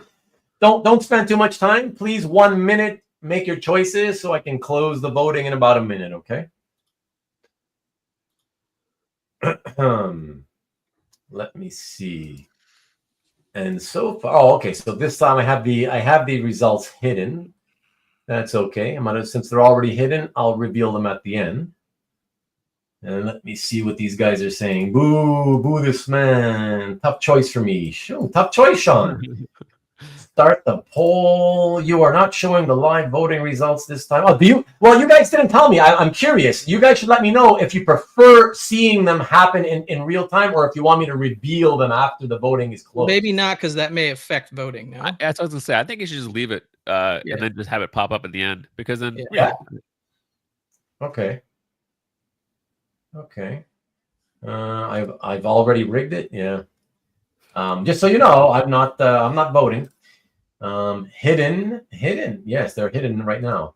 All right. So just like the last question, the second question was 19 voters. So I guess the first, the extra 4 or 5 from the first question that had voted are not participating. Oh, we got a 20th one this time. Got a 20th one. All right. I'll leave it another 10, 15 seconds, please. So please lock them in. And then I'm going to close voting, guys. All right. And and by the way, you just sent in your absentee ballot. Nice. That's a good way to vote. I also did want to say, everybody, that you don't actually even have to choose all 4 of the pieces. So I don't know if you know that, but you can vote just for 1 piece or 2 pieces or 3 or 4. So just know that, okay? It doesn't have to just be all 4. complicate the math even more. Can I only vote for my 4th favorite piece? How do I do that? That's funny. Look at Sean. He wants to be cheating. There you go. You're the 20th time. Excellent. Okay, but there's a 21st, so that's pretty good. Kavi should have picked my Miller instead. Oh, would you stop it? Nah. Any prize for the winner? Yeah, a slap to the face or a shot to the head. Which one do you prefer? With a baton. Yeah. With the baton. I thought it was just punishment by having to come back. Oh, that's funny. I love that. Thank you, Kavi. That's why I want mine to be 4th place every time. That's why I was asking. Yeah. All right, I'm closing the voting. Here we go. Closing the voting. All right. Let's see what we got here. All right. So that is closed. And now let us reveal the results. Here we go. Nice. Okay. So Crisis, that's not shocking to me. Star Wars. Yeah, I would have expected maybe 2 and 3 could have gone either way, I think. But there are a lot of Star Wars guys, fans among you, so that's not surprising. There's also a lot of Marcus fans, so let's not forget. And a lot of Marcus fans. So you think Kavi that had a lot to do with it? I would, yeah. Look, I didn't know that we were going to be voting when I made my picks, but maybe I would have chosen all Marcus picks. I knew. I would have. See. Yeah, but that's always a crowd favorite. Cool. Let's see. Mark says, surprised that Milgram was so high. Wow, Sean is right there. Look at him. I tried, Sean. Okay. I tried. I got to come up with something for next week now, guys. Sean just canceled for next week. Oh, well. No accountability, a cover versus a bunch of pages. Hey, nobody knows what the others picked, man. And we weren't trying to outdo each other, like we said. You pick just something quickly that catches your eye, not what we, Marcus haters don't watch this show. And a lot of Marcus haters. And what about his enemies? I guess he doesn't have any. Fair win. Crisis is a great cover. I agree. Those are the correct answers. Thank you, Tom. Yes, sir. I agree. But okay, very good. Let me stop sharing the screen here, everybody. Yes, okay. So that's the end of the 3rd round. And what do you say, Mark? It was a good milligram, but I'm a Newton fan. Okay. All right. Hey, it's not $1 million milligram, but it'll do. Okay. Let me queue up the first piece of round number 4. So, James, this one's for you. We are entering the 1990s. And let me see how all 4 of us will disappoint you without any X-Men art. What a shitty decade. Let's see. Where am I? Okay, here we go. Oh, yeah, this one's a color piece, everybody. So this stood out to me immediately, and that's why I picked it. So, all right, this is my the first pick of the 4th round, the 1980s. And here we go. So it's the Wizard number 42 fold-in cover, whatever you want to call it. I guess, yeah, fold-in. From 1995 in the collection of Patrick Hatfield. My favorite part of this was always the Green Goblin. I just thought that was the most outstandingly evil-looking Green Goblin face. The lighting was amazing. I love the Red Skull and Galactus. I hate the Loki because it's clear that Alex put one of his close friends into a very cheesy spandex costume. And it looks not only like he's wearing spandex, but it looks like it's just some random friend of his. So I'm not a fan of the Loki at all. The right-hand side of the cover, I love the Kingpin. Not a big fan of the rest of it. But overall, as a whole, I find it packs a nice punch with really, really rich, deep colors. And yeah, the lighting especially. I've always been a big fan of this. So just to take a quick look, guys, this is the published version. So it's basically the same thing, but just not as vibrant. Yeah. You know.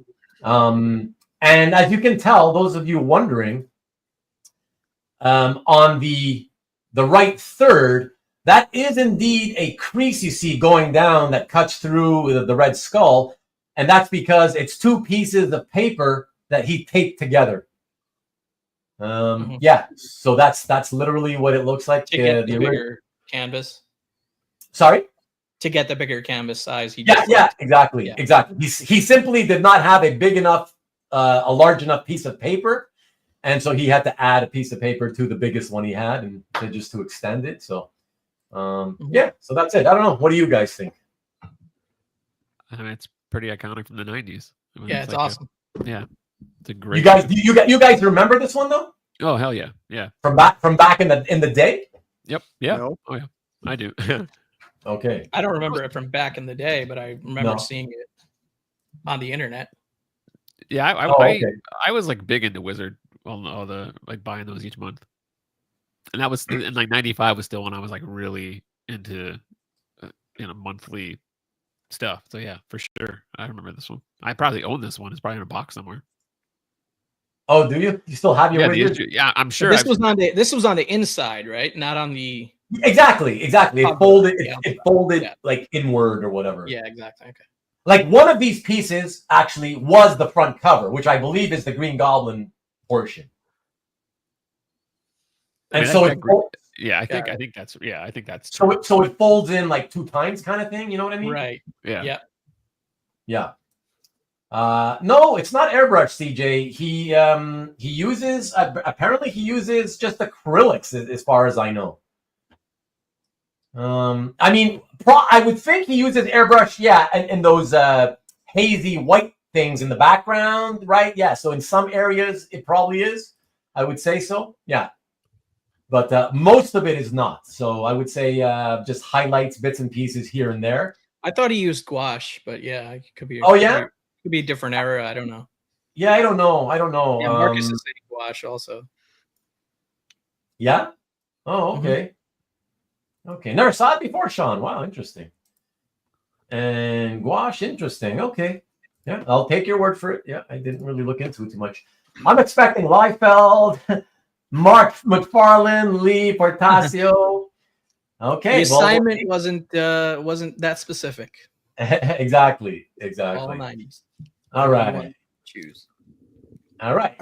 Now I'm going to pass over the baton again. Crack him over the head. Here we go, Mike. Mike's piece. I like this one. And it's funny because I always actually disliked this guy's art. But I've grown to appreciate it more over the years. Back in the day, because I was more into realism, and this is, sort of the other direction from realism. But I appreciate it a lot more now. Let's check this out. Here we go. Nice. Yeah, this is. Don't understand why you don't like Kelly Jones, because he's awesome. No, I do now, but like I said, I used to not like it because it was way too abstract, and I was just a realist. I was a fan of realism. You know what I mean? Right. Yeah, I get it. Like some of his Batman and detective covers with Batman has like a 18-pack and all that. Yeah. But, dead man, drawn like a skeleton instead of a human. You know what I mean? Like, yeah. But I mean, I primarily picked this just for the bottom panel, that close up of Swamp Thing with those deep inset eyes and just all the dark patches on there. You can see like whatever it is, moss on his face, just creating these layers. And yeah, I guess a lot of people are appreciating his art now. If you've looked at any auction results, they're just crazy for his stuff now. Oh, sure. Although, to be fair, they certainly always went crazy for it on the Batman stuff. I from what I remember, going back to the 2000s, Right. But now it's kind of like almost anything from that era of the 90s. So even if it's the Dead Man stuff or, whatever it is, it seems like people will pay up for it, Right. And then, so for Marcus, yeah, Swamp Thing came out earlier, but this page is from the 90s. So It's 1990 exactly. Don't Yeah, let you him just get made- under your skin, Mike. Don't let him get under your no, he's riling me up now. He made the cut. He made the cut with 1990. Right. And and just like I believe Kavi, yours is I believe a 1990 exactly as well, if I'm not mistaken. I believe so. Yeah. Yeah. But I've always been a big Kelly Jones fan with even with his Crusades book and all that. I like his art. Yeah. And by the way, Sean, Max art, I don't think doesn't he not sell it? I think he doesn't sell that stuff, does he? I think that's what the story was. I don't remember though. I'm not. I think Marcus is getting confused about being a decade late is because of his commission return. That was a decade late. This page is right on time. Well, look, Caesar's looking to get a commission. He would kill Jonah Haxer question. Exactly, Caesar. It's just be prepared that you might have to wait a decade to get it back from him. So that's right. All. That's the question: is when are you going to get it? Yeah. So that's it. But no, I love it. Now it's a great page, and I of course I love that close up in the bottom.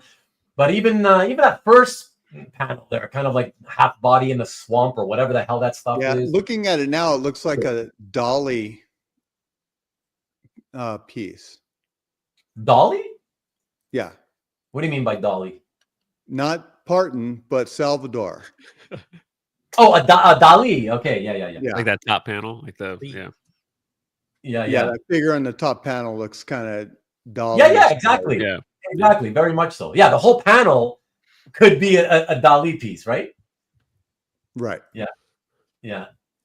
It's Salvador, not Salvador, but yes, CJ. You busted my chops enough today, so I'm getting payback a little bit here. Kind of looks like a crotch goblin. That's right, like the crotch goblin. Early appearance. Now that you talk about it, yeah. Hello, Dolly. Very good. Okay, so very, very nice. That's crotch goblin prototype. Good. So Exactly. For Kelly Jones. So Kelly Jones, like I equate Kelly Jones to very similar to John Bogdanov for me. Like as far as the in this sense. So in the way that you reacted. Yep. In the 90s. In the 90s, I was like, it was too wild. Yeah. Like when I was reading like Nightfall and stuff, those covers, I was like, what the hell is this? Like Exactly. It didn't speak to me. And then over time, I was like, oh my God, those are great. They're beautiful. So same thing with Bogdanov stuff. Like it kind of took me out of the story when I was reading them. But then now I look back, I'm like, oh my God, that stupid teenager. What was that? There's two guys that I collect heavily, Dean Ormston and Guy Davis, who when I first saw them in the books, I'm reading titles and then it comes to their art and I'm like, what's going on here? And then now I love it. Did you or did you not pick Bogdanov for your 90s? I did. No, I did. I figured. And, actually, Mike, have you read the Kelly Jones, like the Dracula stuff they're doing right now? No, not yet. Matt Wagner. You should check it out. Like in talking about how I've come around to Kelly Jones's work, like that stuff is beautiful. That the Dracula book that he's doing, they're on the first volume's out, and then the second one's coming out. But yeah, it's a beautiful book. So yeah, I live in a small town. I don't have a local comic shop, so they're actually they were it's all ordered, a crowdfunding type thing. Yeah. So it's the whole volume. It's the graphic novel. The first volume. The campaign was, I think they do each campaign in October. So I'm sure they probably have extra copies. And I actually think I think Dark Horse also put out a copy of it as well. Like printed it afterwards. So yeah, it's amazing. Yeah. You're good reco. All right. The baton is about to smash Carl's head. Yeah, so let me say this. So before we show the piece, so the 90s stuff, like clearly everyone knows that like I love a lot of that stuff. So for that's your decade. That's your decade. That's my that's where I was like, that perfect comic reading age to enjoy the stuff. So for my picks, I just really looked through things that were posted on CAF and it just kind of scrolled down to see So I picked the first 90s piece that jumped out to me. So, and I think it That's might surprise some people. Yeah. That was the assignment. Yeah. Because it was not choose your favorite 90s Superman piece that exists. Correct. Yeah. No, which is clearly the ones that I own. Which is the expectation, the unwritten expectation that will not be met. No Bogdanov Steel tonight. There you go. All right. Here it is, everybody. And to be honest, Carl, out of all of the choices tonight, this is the one I was waiting because I want to see what you have to say about it. Yeah, sure. Yeah. That's what I say. It's unexpected. So Dark Empire, first. So to me, this takes me back to a time when 1992, there wasn't a lot of Star Wars stuff out. Dark Horse I'm pretty sure this was their first foray into Star Wars comics.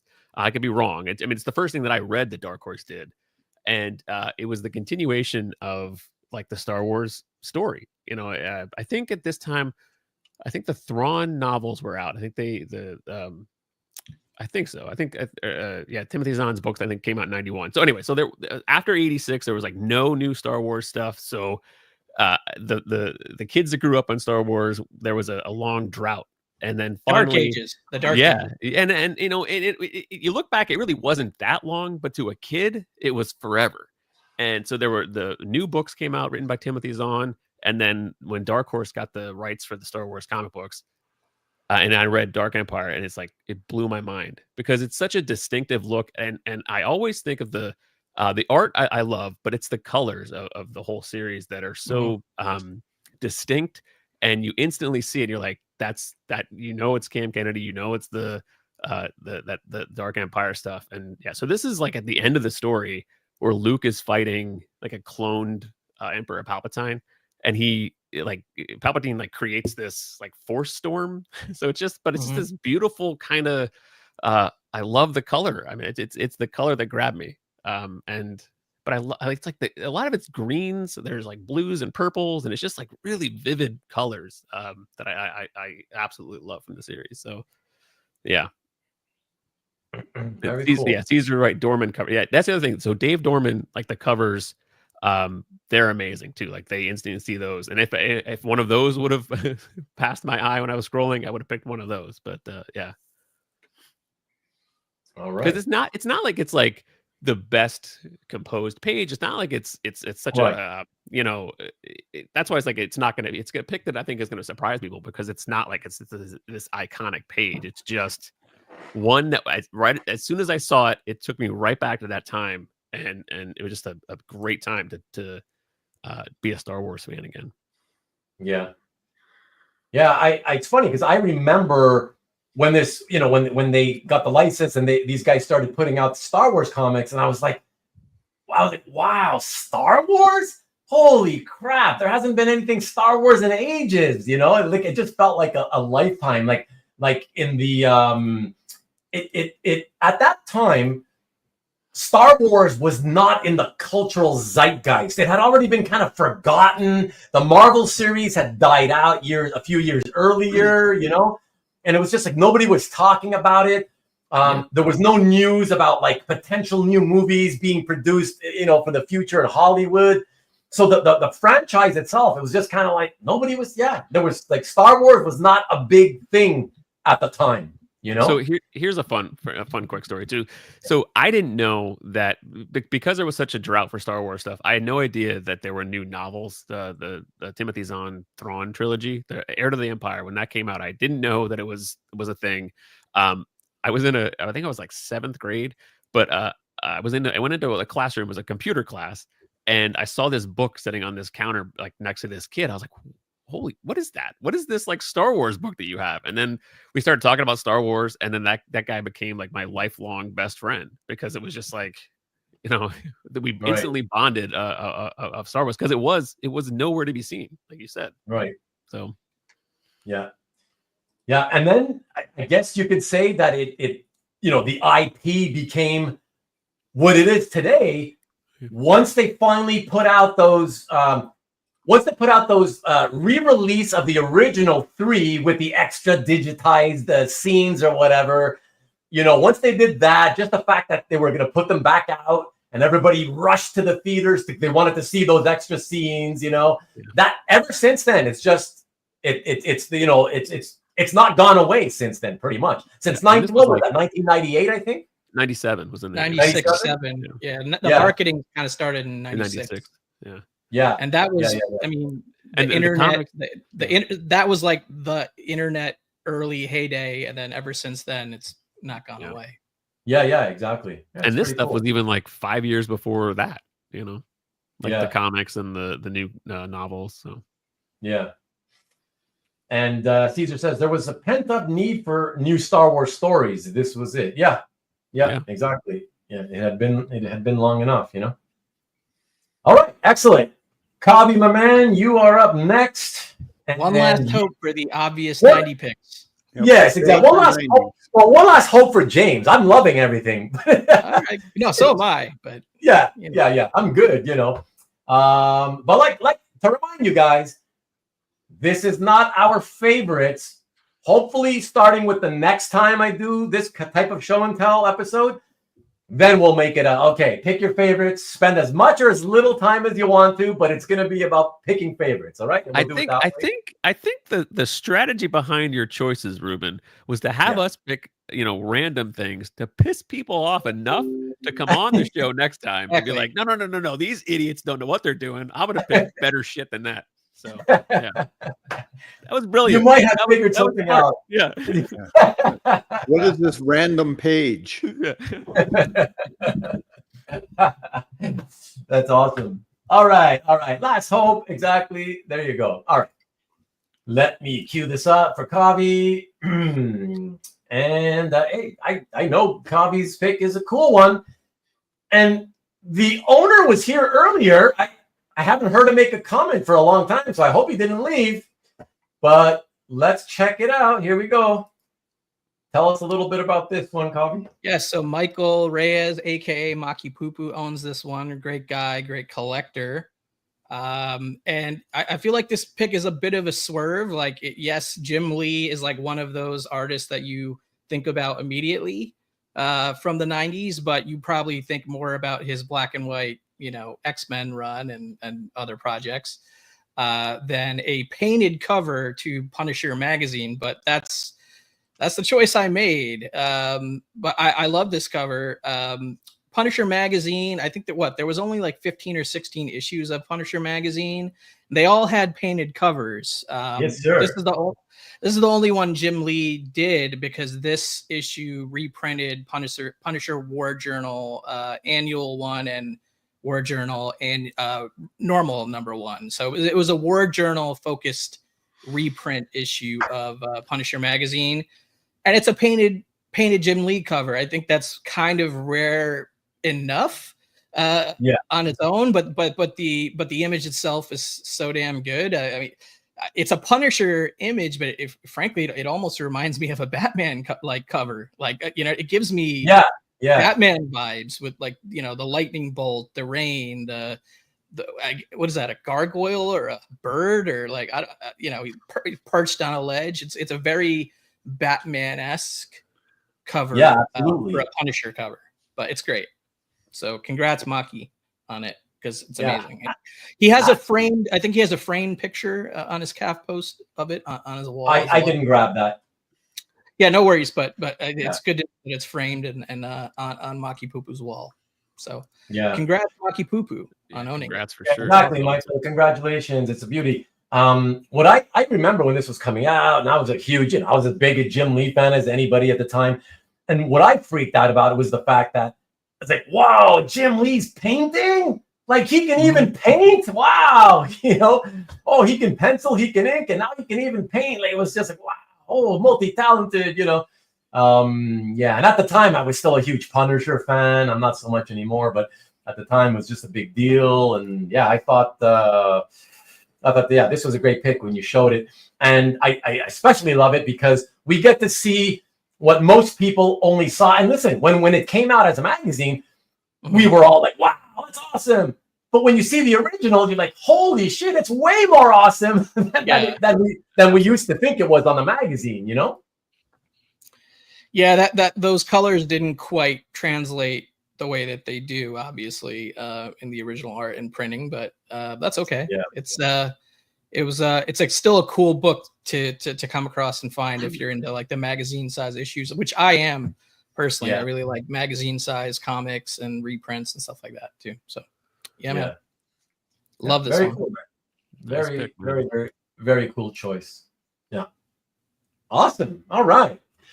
All right, everybody. Let me first share the screen again with y'all, and I will. Here we go. That should be showing the whole join at slido.com. Is that what you're seeing on the YouTube? Yes. Yeah. Okay. Thank you. And let me start off the 90s. Here we go. Poll is active. I'm sorry. Hold on. Sorry. Let me stop it. I forgot. I've got to give you guys. Sorry.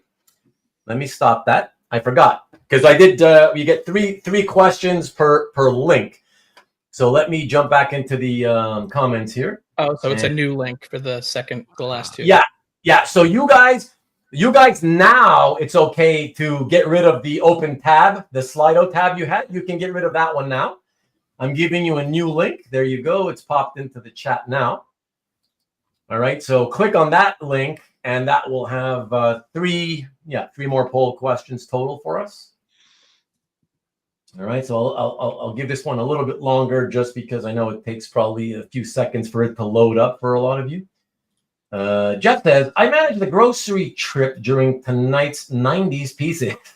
Are you trying to say we took too long for your taste, Jeff? I feel like we're making good pace, but yeah. I think we're making great pace, Kavi. Yeah. We're gonna be able to wrap this up in a neat and tidy 3 hours minus, I think. We could always do better.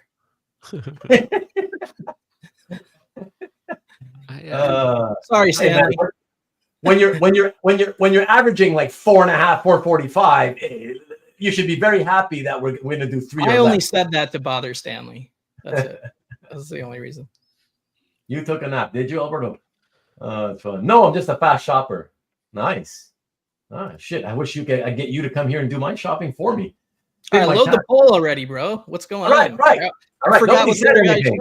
I was like, is it loaded? Yeah. All right. So here we go. So starting. So that should have you. Let me know if you've got that. Yeah, it says poll locked, but it's poll locked. Oh, I'm sorry. Here we go. Yeah, sorry. Here we go. It should. No more poll locks. There we go. There we go. All right. There you go, everyone. All right. So give that a vote. Yeah, did your taxes? I still have to do mine. I've been delaying it since I was short on funds to pay the government, but I got the money now, so I can finally start doing my taxes and filing them. Yeah, it's up now. So there you go. We'll give you guys about a minute, everybody. And we'll see. How come I don't see this time? I don't see anybody. Yeah. The number of people in the poll, it shows 50. It looks like 15 so far. Yeah, like 15. 15. Oh, sorry. But I don't see it on the. I don't see it on the screen there, like we saw before on the. Yeah, that's weird, right? Yeah. That's weird. There's medicine for that, CJ. Okay, I don't know why, but anyways, that's okay. There's 2 people saying it's not up, so I know that they're not. They click on the second link. It's not the link that you were using before. It's. Yeah. So you guys, did you hear me? Were you? I don't know if you're paying attention or if you're doing double duty. You have to use the link, the new link. I popped in a new link. Are you doing it with the new link? I just shared the new link twice from both my account and your account. Okay, I appreciate it. Thank you. But just say yes or no, Mickey, did you use the new link? Because Rick said it worked for him. We got 17 now. Oh yeah, okay, thank you. Yeah, all the comments are coming in delayed, so I'm sure whoever didn't find it is finding it now. Yeah, it's finding it now. Yeah. Okay, and let me just go into the. It's working, and I suspect this will get less votes because it's the 90s. So yeah, but it's kind of partially not working, right? Because usually the screen I'm sharing normally was showing us how many people were voting, and now it's not showing me anything. So Do you So have that's- the new screen, or are you? Yeah, are you using still the old one? sharing yeah.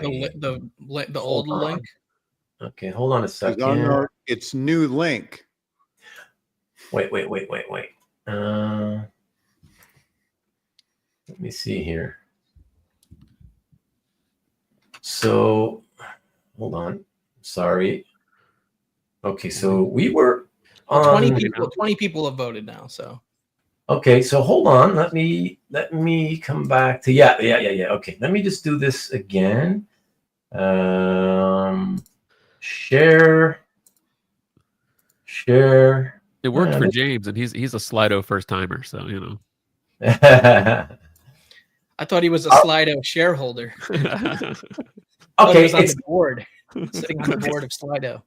seems to be showing the update 21 people. Is that what you guys got? Right. Yeah. Yep. Okay, Mickey said excellent. he All right, finally got finally. it. All right, Mickey, I'll give you a few seconds and I'll close it up. 21 is about the number. There's 22, so that's cool. All right. And all right. Wow, a bunch of you guys. Well, you're not listening to me now because you're gone, but we were at 40 something people. Now we're down to 32. So a lot of people don't care Too to much see this. messing around with Slido logistics. Let's just get to the results. Whatever. It's fun. We're having a good time. Yeah. Okay, so that's it. Finally got it. All right. So let me close the polling here. Close the voting. All right. Close votes. Okay. Now it says voting closed. Excellent. All right. Let me reveal the results. Here we go. Okay. So no surprise on the Punisher. Although I gotta say, I would not have been shocked to see Wizard or Punisher as the first one, you know, because a lot of Alex Ross fans out there. So, but yeah. And it looks like the last two picks are tied for third Yep. based on the weighting. Of Yeah, Wait, exactly. 1, 2, That's 3, right. 4 rankings. It's yeah, exactly. What that means, I guess, is the weighting ended up in a tie, right? Kind of like in the Olympics, right? When there's an exact tie to the 1,000th second in a race, and for bronze, right? So you can't just decide who's going to get the bronze. So you give the third and fourth place person the bronze medal, right? And I feel like an Olympian. I thought they just flipped a coin like Two-Face. I mean, it makes sense. Though. I mean, when you're, I'm sure like the it was either one or two.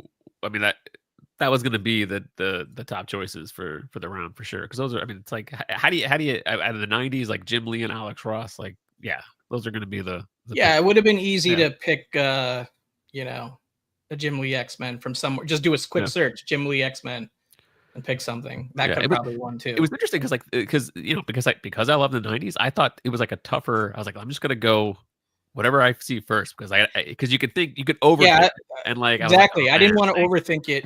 I think so much stuff that I love. I saw Maki Poo Poo on my feed post something. Yeah. I clicked on his gallery. I'm like, oh, that's 90s. Love it. Love that. That's it. Got it. Yeah. All right. So here we go. We're going to go into the fifth and final round, folks. And I am up again. My turn. So now this is for year 2000 onwards. So basically the new millennium, any piece from the new millennium. And let me cue Which is a quarter of a century. Yeah. Yeah, that's right. You know it's a quarter of a century. Exactly this year, a quarter of a century. When does like the modern age get like split up? Because I look at those decades like independently of each other, the 2000s, the 2010s. But yeah.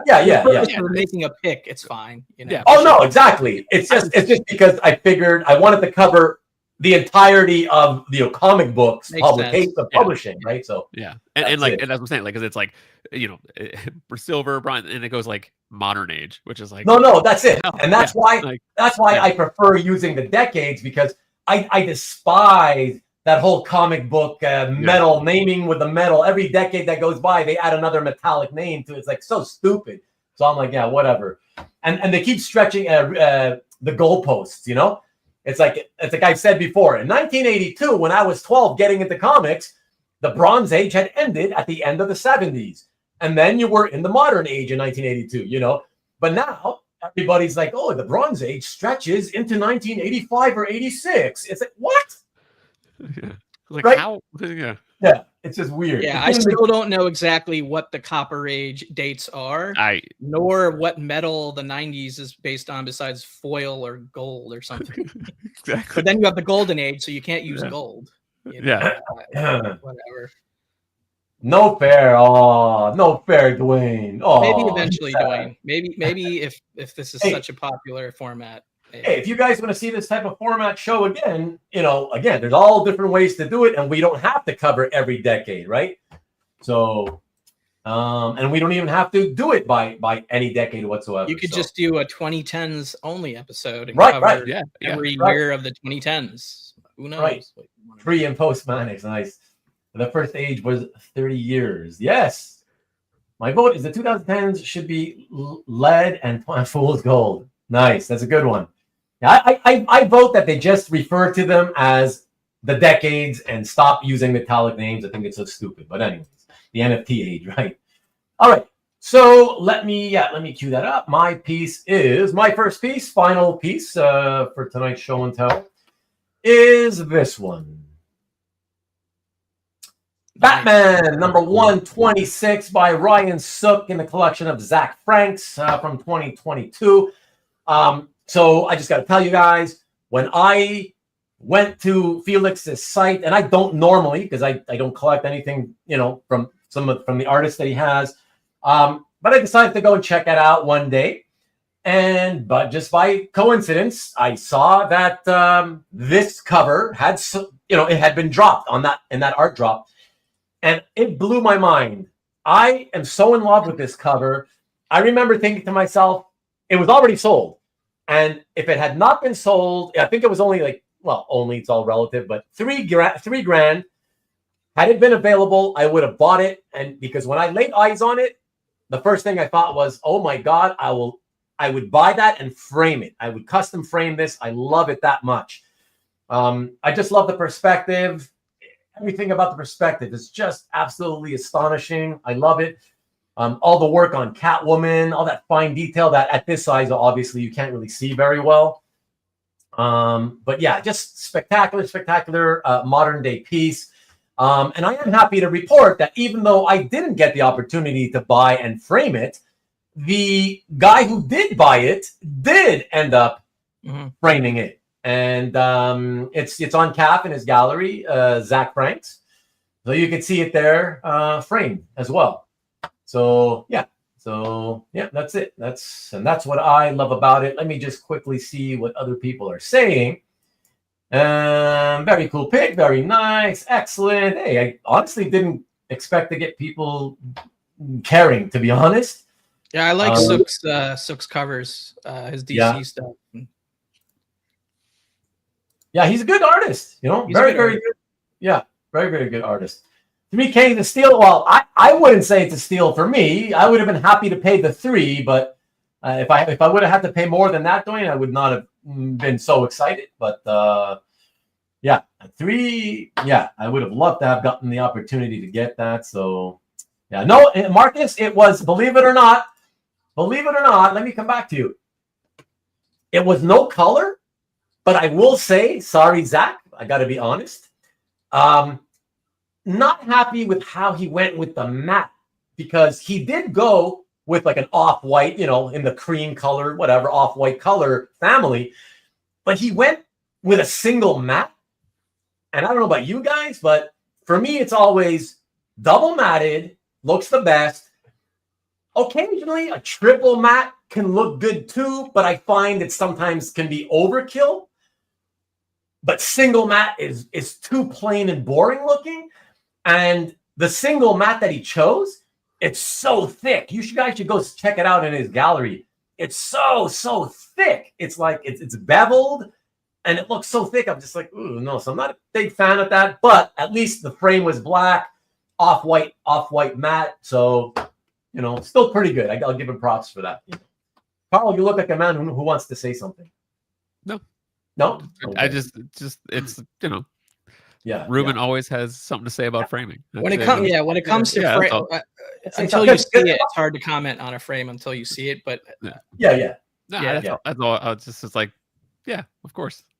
I'm a Felix fanboy. He's a good guy.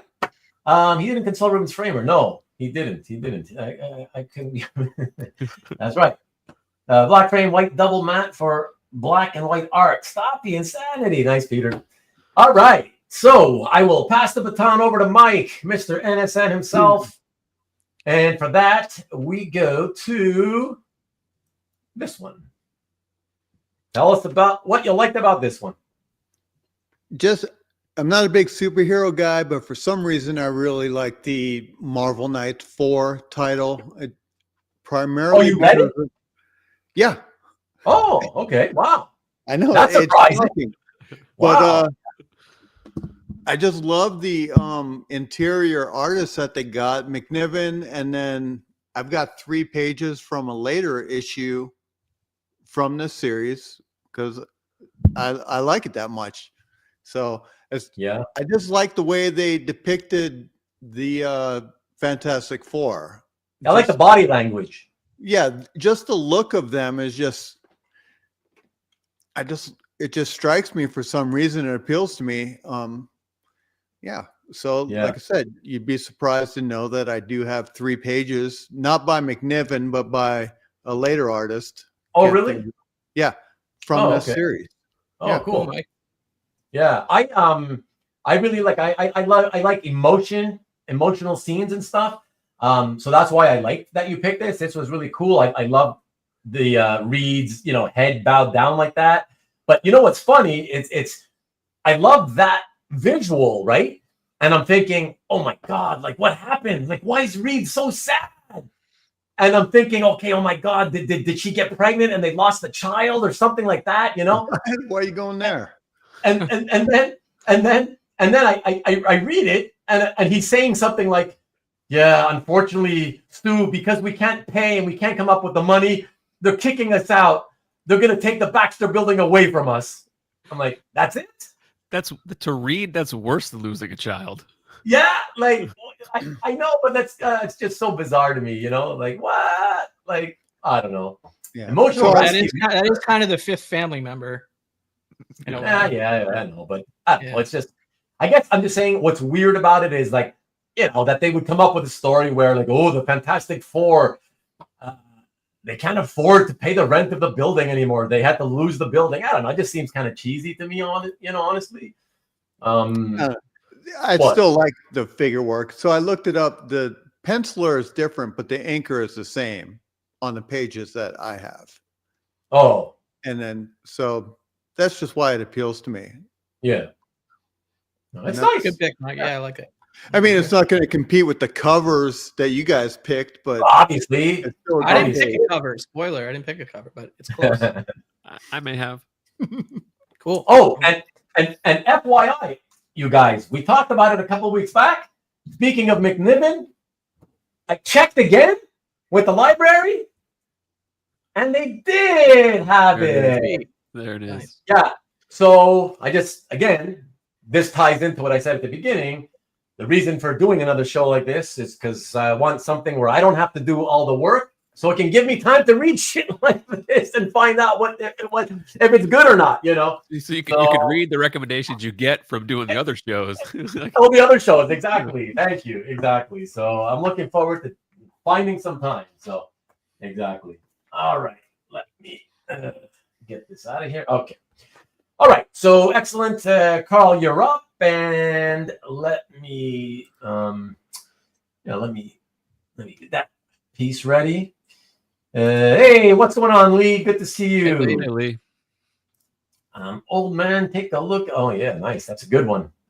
That's a good one, and that's a very, very young, very, very, very young one. What, the 1967? I can't remember, when he was living on the farm a few years after. Anyways, Copper. Great song. Neil Young. Great song. Yeah, great. Very young Neil. Young Neil Young. Yeah. I'm a lot like you. Okay. All right. So yeah. So here we go. Let me move this over, and of course, we got to get this one. I love it though. I love it. Check it out. This is Oh, one. sorry. Oh, This one I Sorry. picked. Actually, I had an idea. Like, because I was scrolling through CAF looking for stuff, and then I was like, you know what I'm gonna do? And because I could, it was hard. It was hard to like pick something, and then I had this Yeah. one jump to mind because this was posted a while back, maybe like in December.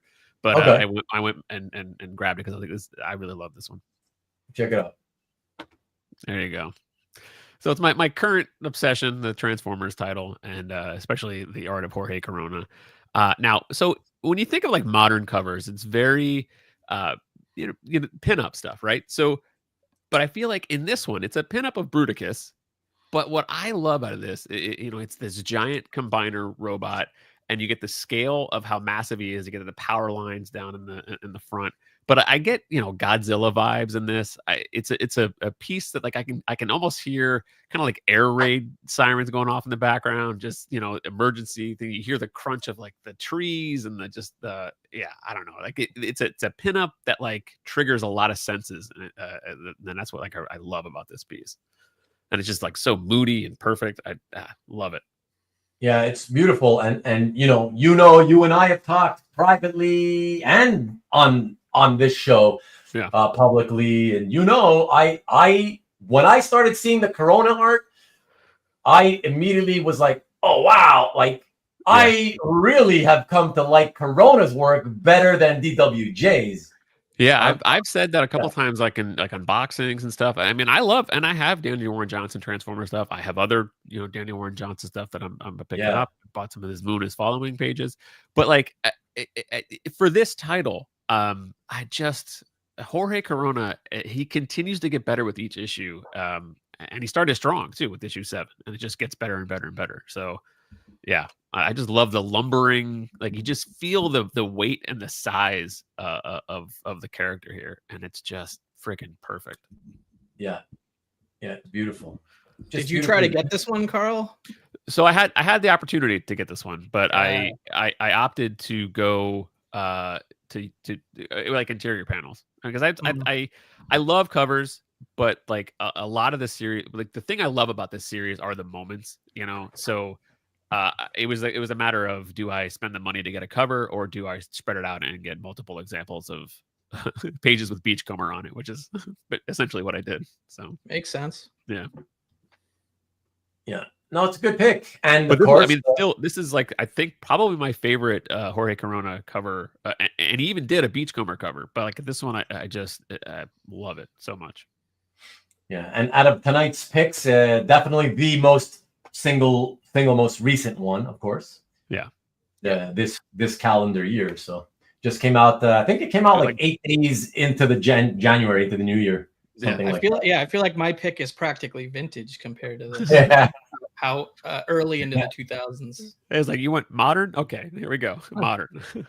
It kind of is though, Kavi. I mean, compared to that one. I mean, at this point, but I still stuck to the criteria given. Yeah. No. It's a good pick. No, it's good.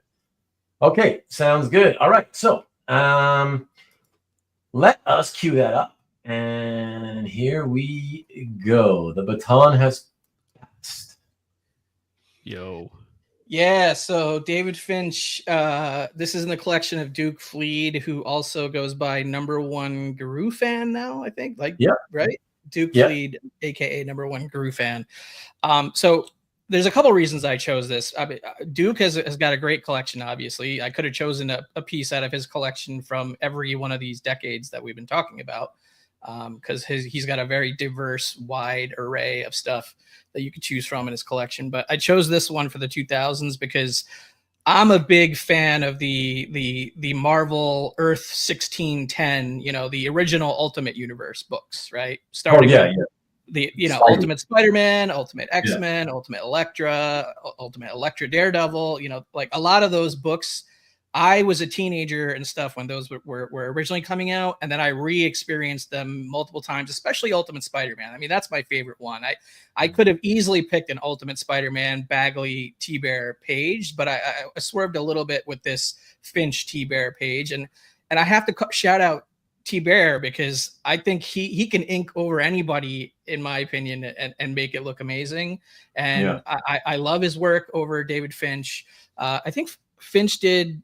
I'm not sure exactly how many issues Finch did on Ultimate X-Men, but he did a run with Mark Miller, and he did a run with Brian Bendis as well. So I think it was like 14, 15 issues or so of Ultimate X-Men. And yeah, I mean, just look at this freaking Wolvie splash. It's almost paying homage to the John Buscema cover, you know, to Wolverine ongoing #1, but he's not doing the same exact pose, and this is much more brutal of an image from a content standpoint. But yeah, Right. I love this, and this is not a cover, it's a splash page. But yeah, I would love to own this one. The only thing I wish it had a better like color scan instead of this kind of black and white grayscale scan, so you can't see necessarily the tone of the paper in this scan. But Exactly. I hated that. that's bugged my me only so pet much. peeve. Yeah, I almost didn't select it just because I was like, I wish the scan was better, you know. But it's a great piece. I just chose it anyway because I definitely want to see more of that one. It's so awesome. It's just so awesome. So Yeah. definitely wish I could pry this one out of Duke's collection. But has that been a thought in your mind, or have you actually ever? I haven't actually reached out to him to say, hey, you know, or whatever. But I would love that if he ever wanted to sell it. But yeah, we'll see. Yeah. I don't know. He listed like 6 pieces for sale today. This wasn't one of them. Oh, I have true. not been on CAF today, so this That's is my true. only comic. This is my comic art thing for today. I've got to catch up on CAF tomorrow. Well, I think Mike's trying to tell you that, hey, it looks like he needs money, so maybe it's time to hit him up now. I didn't say that. I'm just saying he listed 6. But I'll say it. Like, you never In a know. Like, selling mood. he's looking to raise some money, so that's usually the best time to hit somebody, right? Like, he might part with it. You never know. That's what if somebody lists a bunch of stuff for sale, I always look at their CAF for something that I like, and then go, well, are you going to put this one up? Yeah, that happened to me. I've posted some stuff and then I get regardless. Yeah. I just chose it because I for 2000s, especially those first 10 years of 2000s, when I think Marvel Ultimate Universe and I think Marvel Knights also, which is why I was so shocked to see Mike's pick.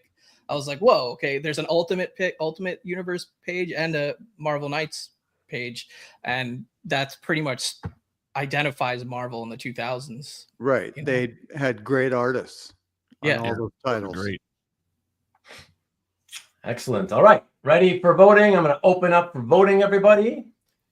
And we'll give you about a minute. So here we go. It should be open right now. Yep. Okay, good. All right. So, hey, I didn't screw up the Slido too much for my first shot, you know? I think this is the toughest category. I think so too. To vote.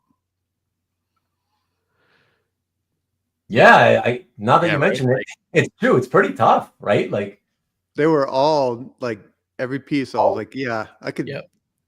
I like that one. Yeah, that's pretty awesome. So well done, gentlemen. Well done. Good picks, guys. Yeah. So now that we've all shown all 5 of our choices, which was the piece that you used to own, Mike? Let's guess. Let's take a guess. Oh, hold on. Yeah. So let's guess.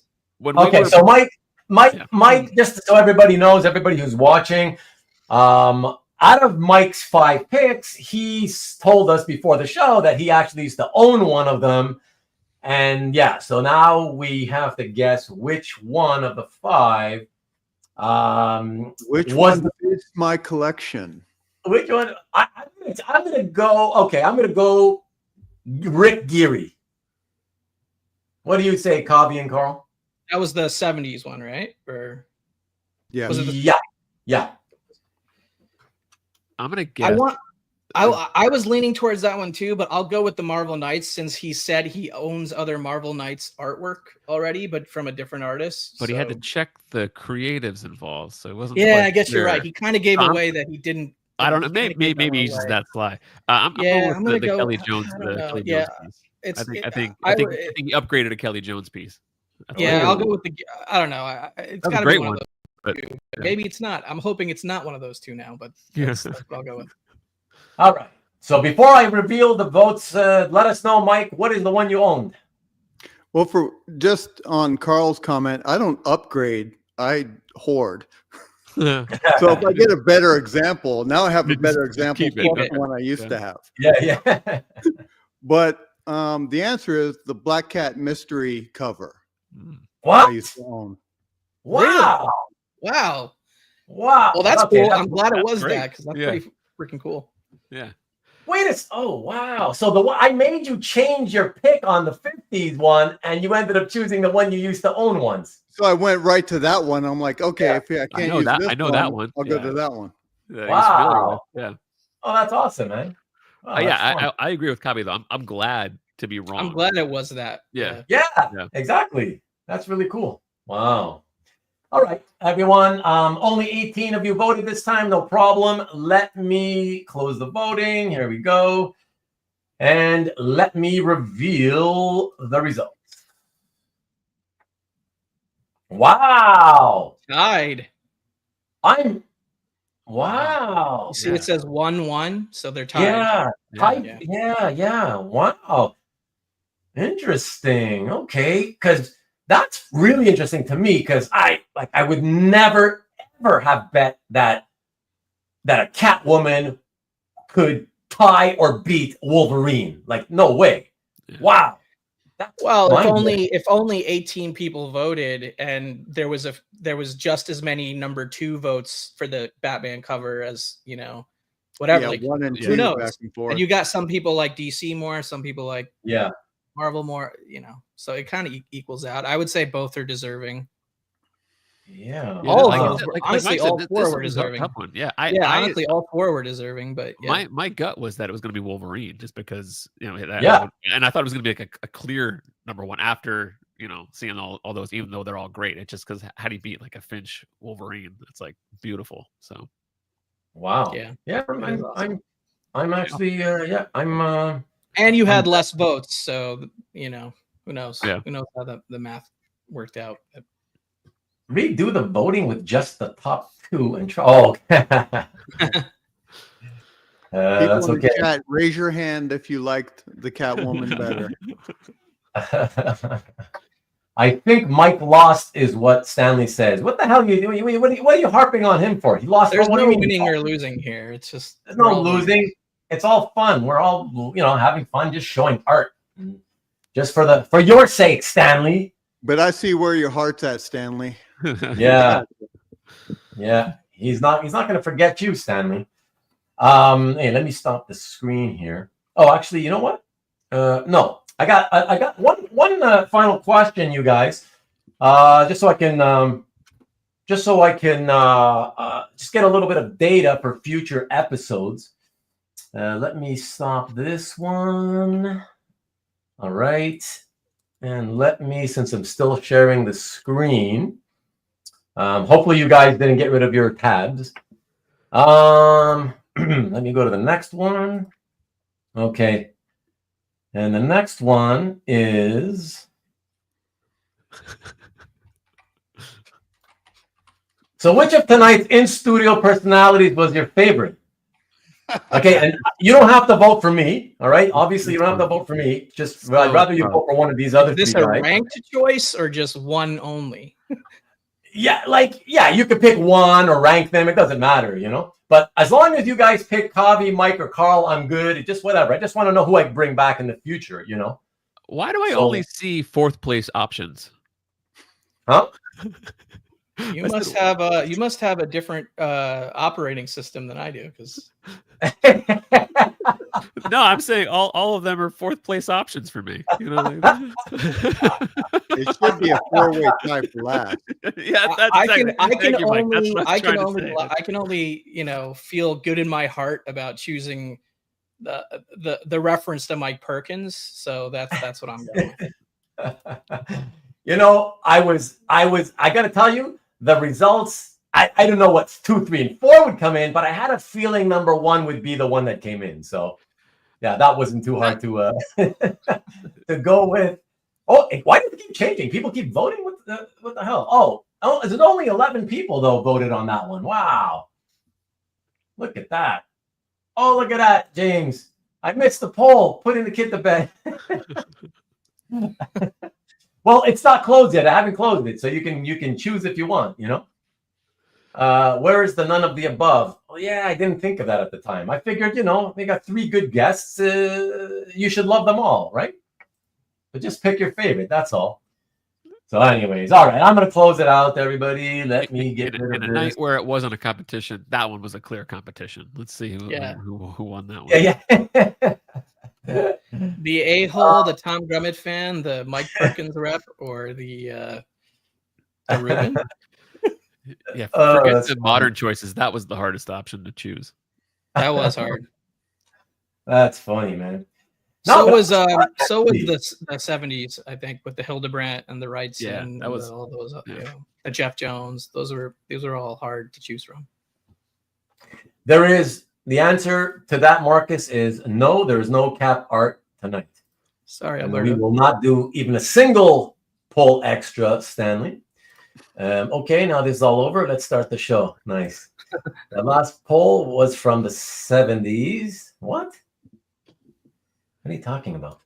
See, that's why when I'm experimenting with stuff, that's when you guys should know better than to try to make jokes and stuff. I don't know when you're joking or when you're being serious at this point. Thank you, CJ. Appreciate it.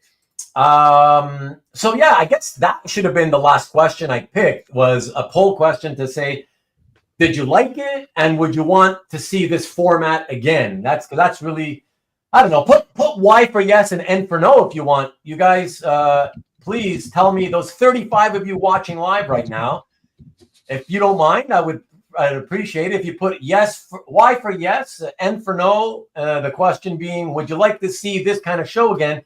More importantly, though, it's hard to get even one person to commit to a show, so let alone 3, which is why I barely ever do roundtables. But yeah, let me know and let me know if you'd like to participate. I mean, I know the people that have already been guests on my shows. I'm sure all of you guys would, be happy to come on at some point. Yeah. So it would be nice to at some point also get newer people. But yeah, man, I'll get the same people if I have to. That's cool. Just be warned that Ruben will tell you to just pick whatever you see, Pick anything. and then we'll proceed to pick all bangers. So just be aware that might happen. And he may also say 2 of your picks kind of suck. You might want to rethink those. Really? So I want you to pick Cap to be considered for Alberto. Yeah, this is not a friendly picking shit for our friends kind of show, So Rickster says yes. Jeff says yes. Peter says yes. There was one Wolverine James. Man. Mark says yes. Mark, thanks for hanging in all episode. Wow, it's been a while, man. Yes for the same panel. Wow, I can't promise you that. Hell no. But let's see. Yes by Alberto. Not available, applicable. Peter, whatever that means. Yes, Maki Poo Poo. Yes, Sean. So I guess the yes takes it. The yays are winning. There was. Are the no's really gonna come out and say no though? You know what I'm saying? Well, no, but see, that's the thing. You know me, Kavi. You know me. When I tell you that I just want the fucking truth, I'm being serious. I want the truth. I don't give a shit. Tell me no if it's no. I have asked people other questions. For me, the answer is yes, as long as I don't have to be on it. Now that you know, now that Kavi knows. See, now I already said that. So no, but now that Kavi knows that future episodes will involve you having to spend more time if you really want to win.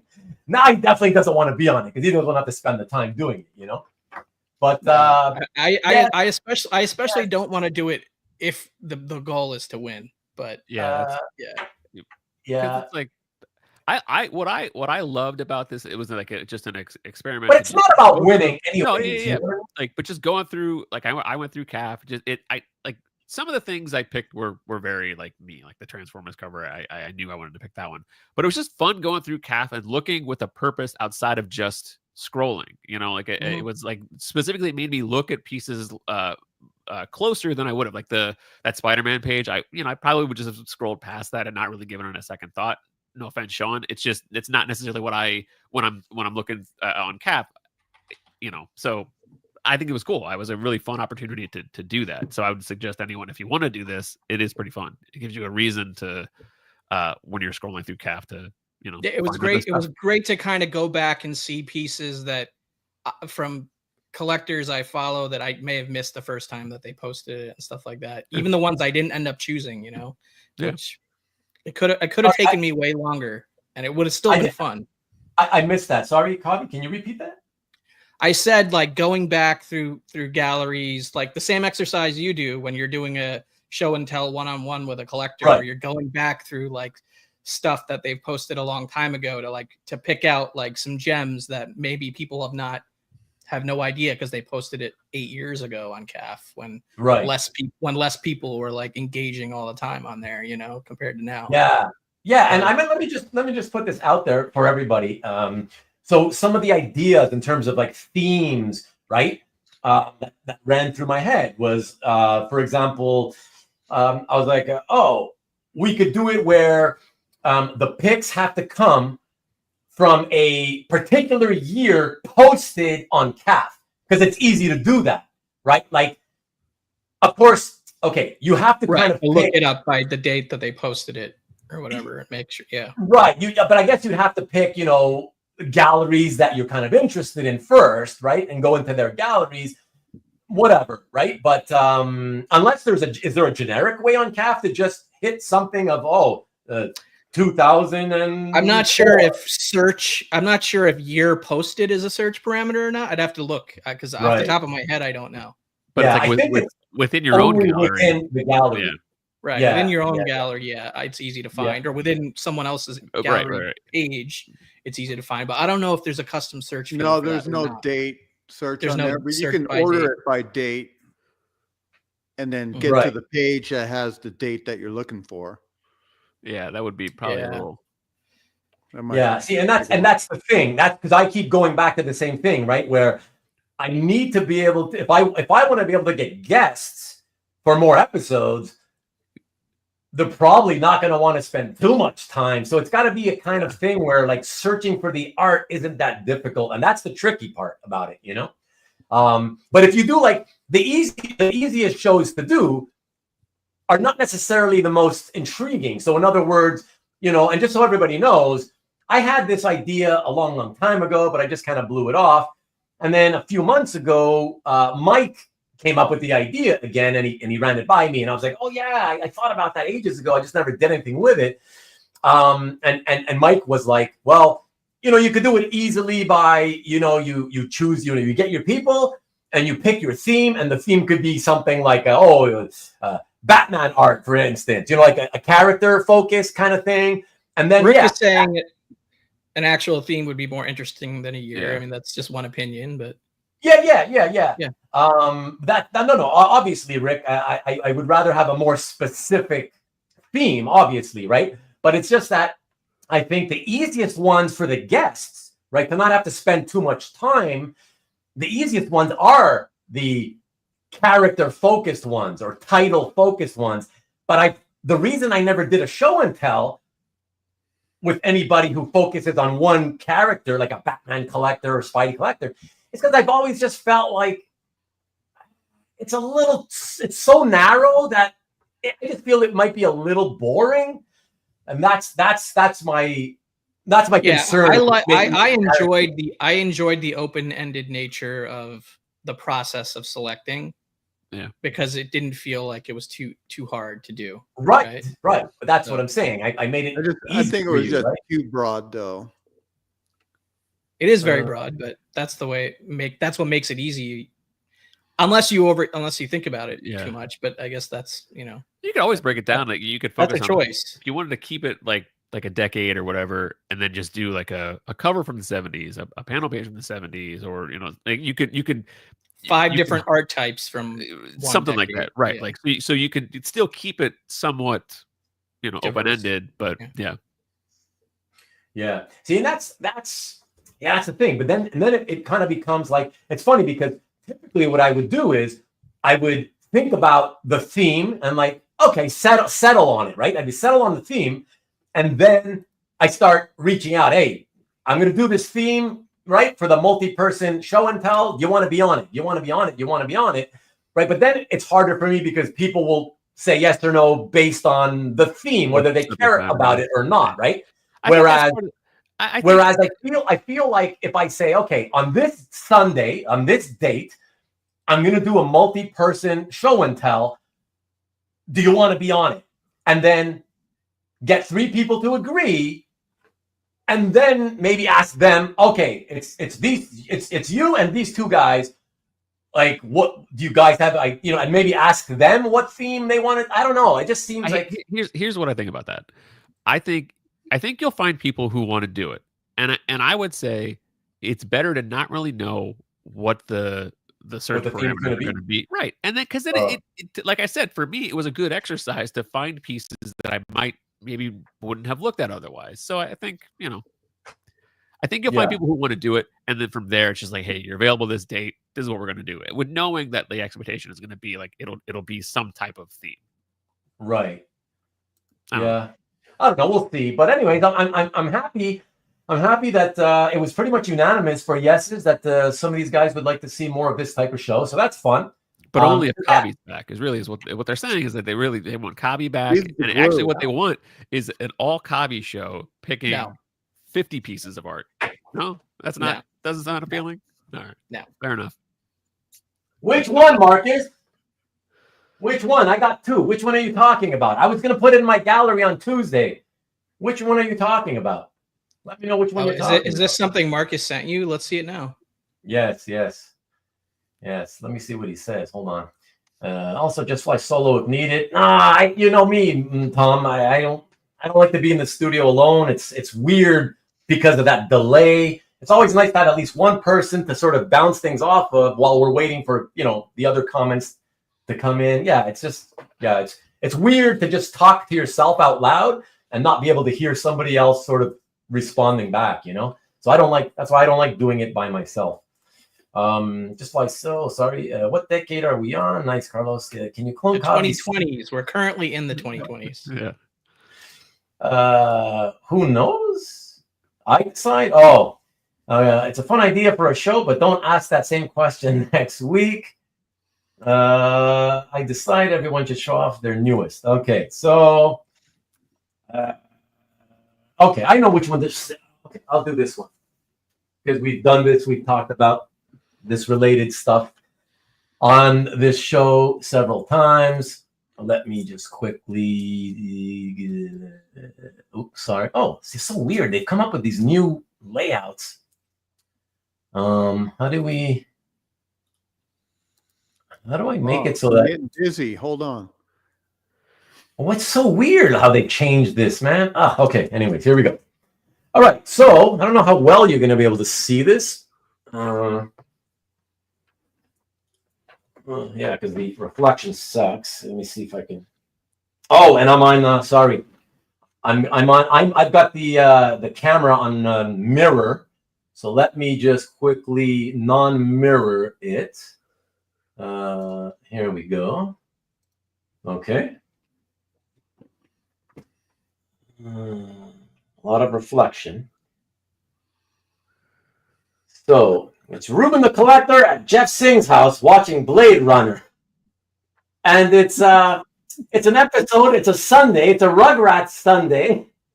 An actual original, by the way. He pasted this shit on the original. If you could believe that custom stat work. It's amazing. Yeah. And look at that. Yeah. Look at him right there on the television. They're watching television. Yeah, so you'll get to read it properly when it's in my gallery. Marcus is requesting you take it out of the bag, but that's up to you. Well, I can do that really quickly, but I think you saw it pretty clearly, don't? There you go. Let's see if it can focus a little bit better. Can it focus? Yeah. Not that much better, but you'll see it better when it's in the gallery, all right? There we go. Cool. But look at all the trouble he went to send me this, man. Like one of a kind, Look at this. Both of our pictures up here pasted on. pasting Harrison Ford in the TV, and like down here as well. Like that's crazy, dude. Holy shit! All this cutout work on the logos here. That's wild. But thank you again, Marcus. That was crazy. That was crazy. I still can't believe you would actually defile an original piece of art with all these stats. Blew my mind.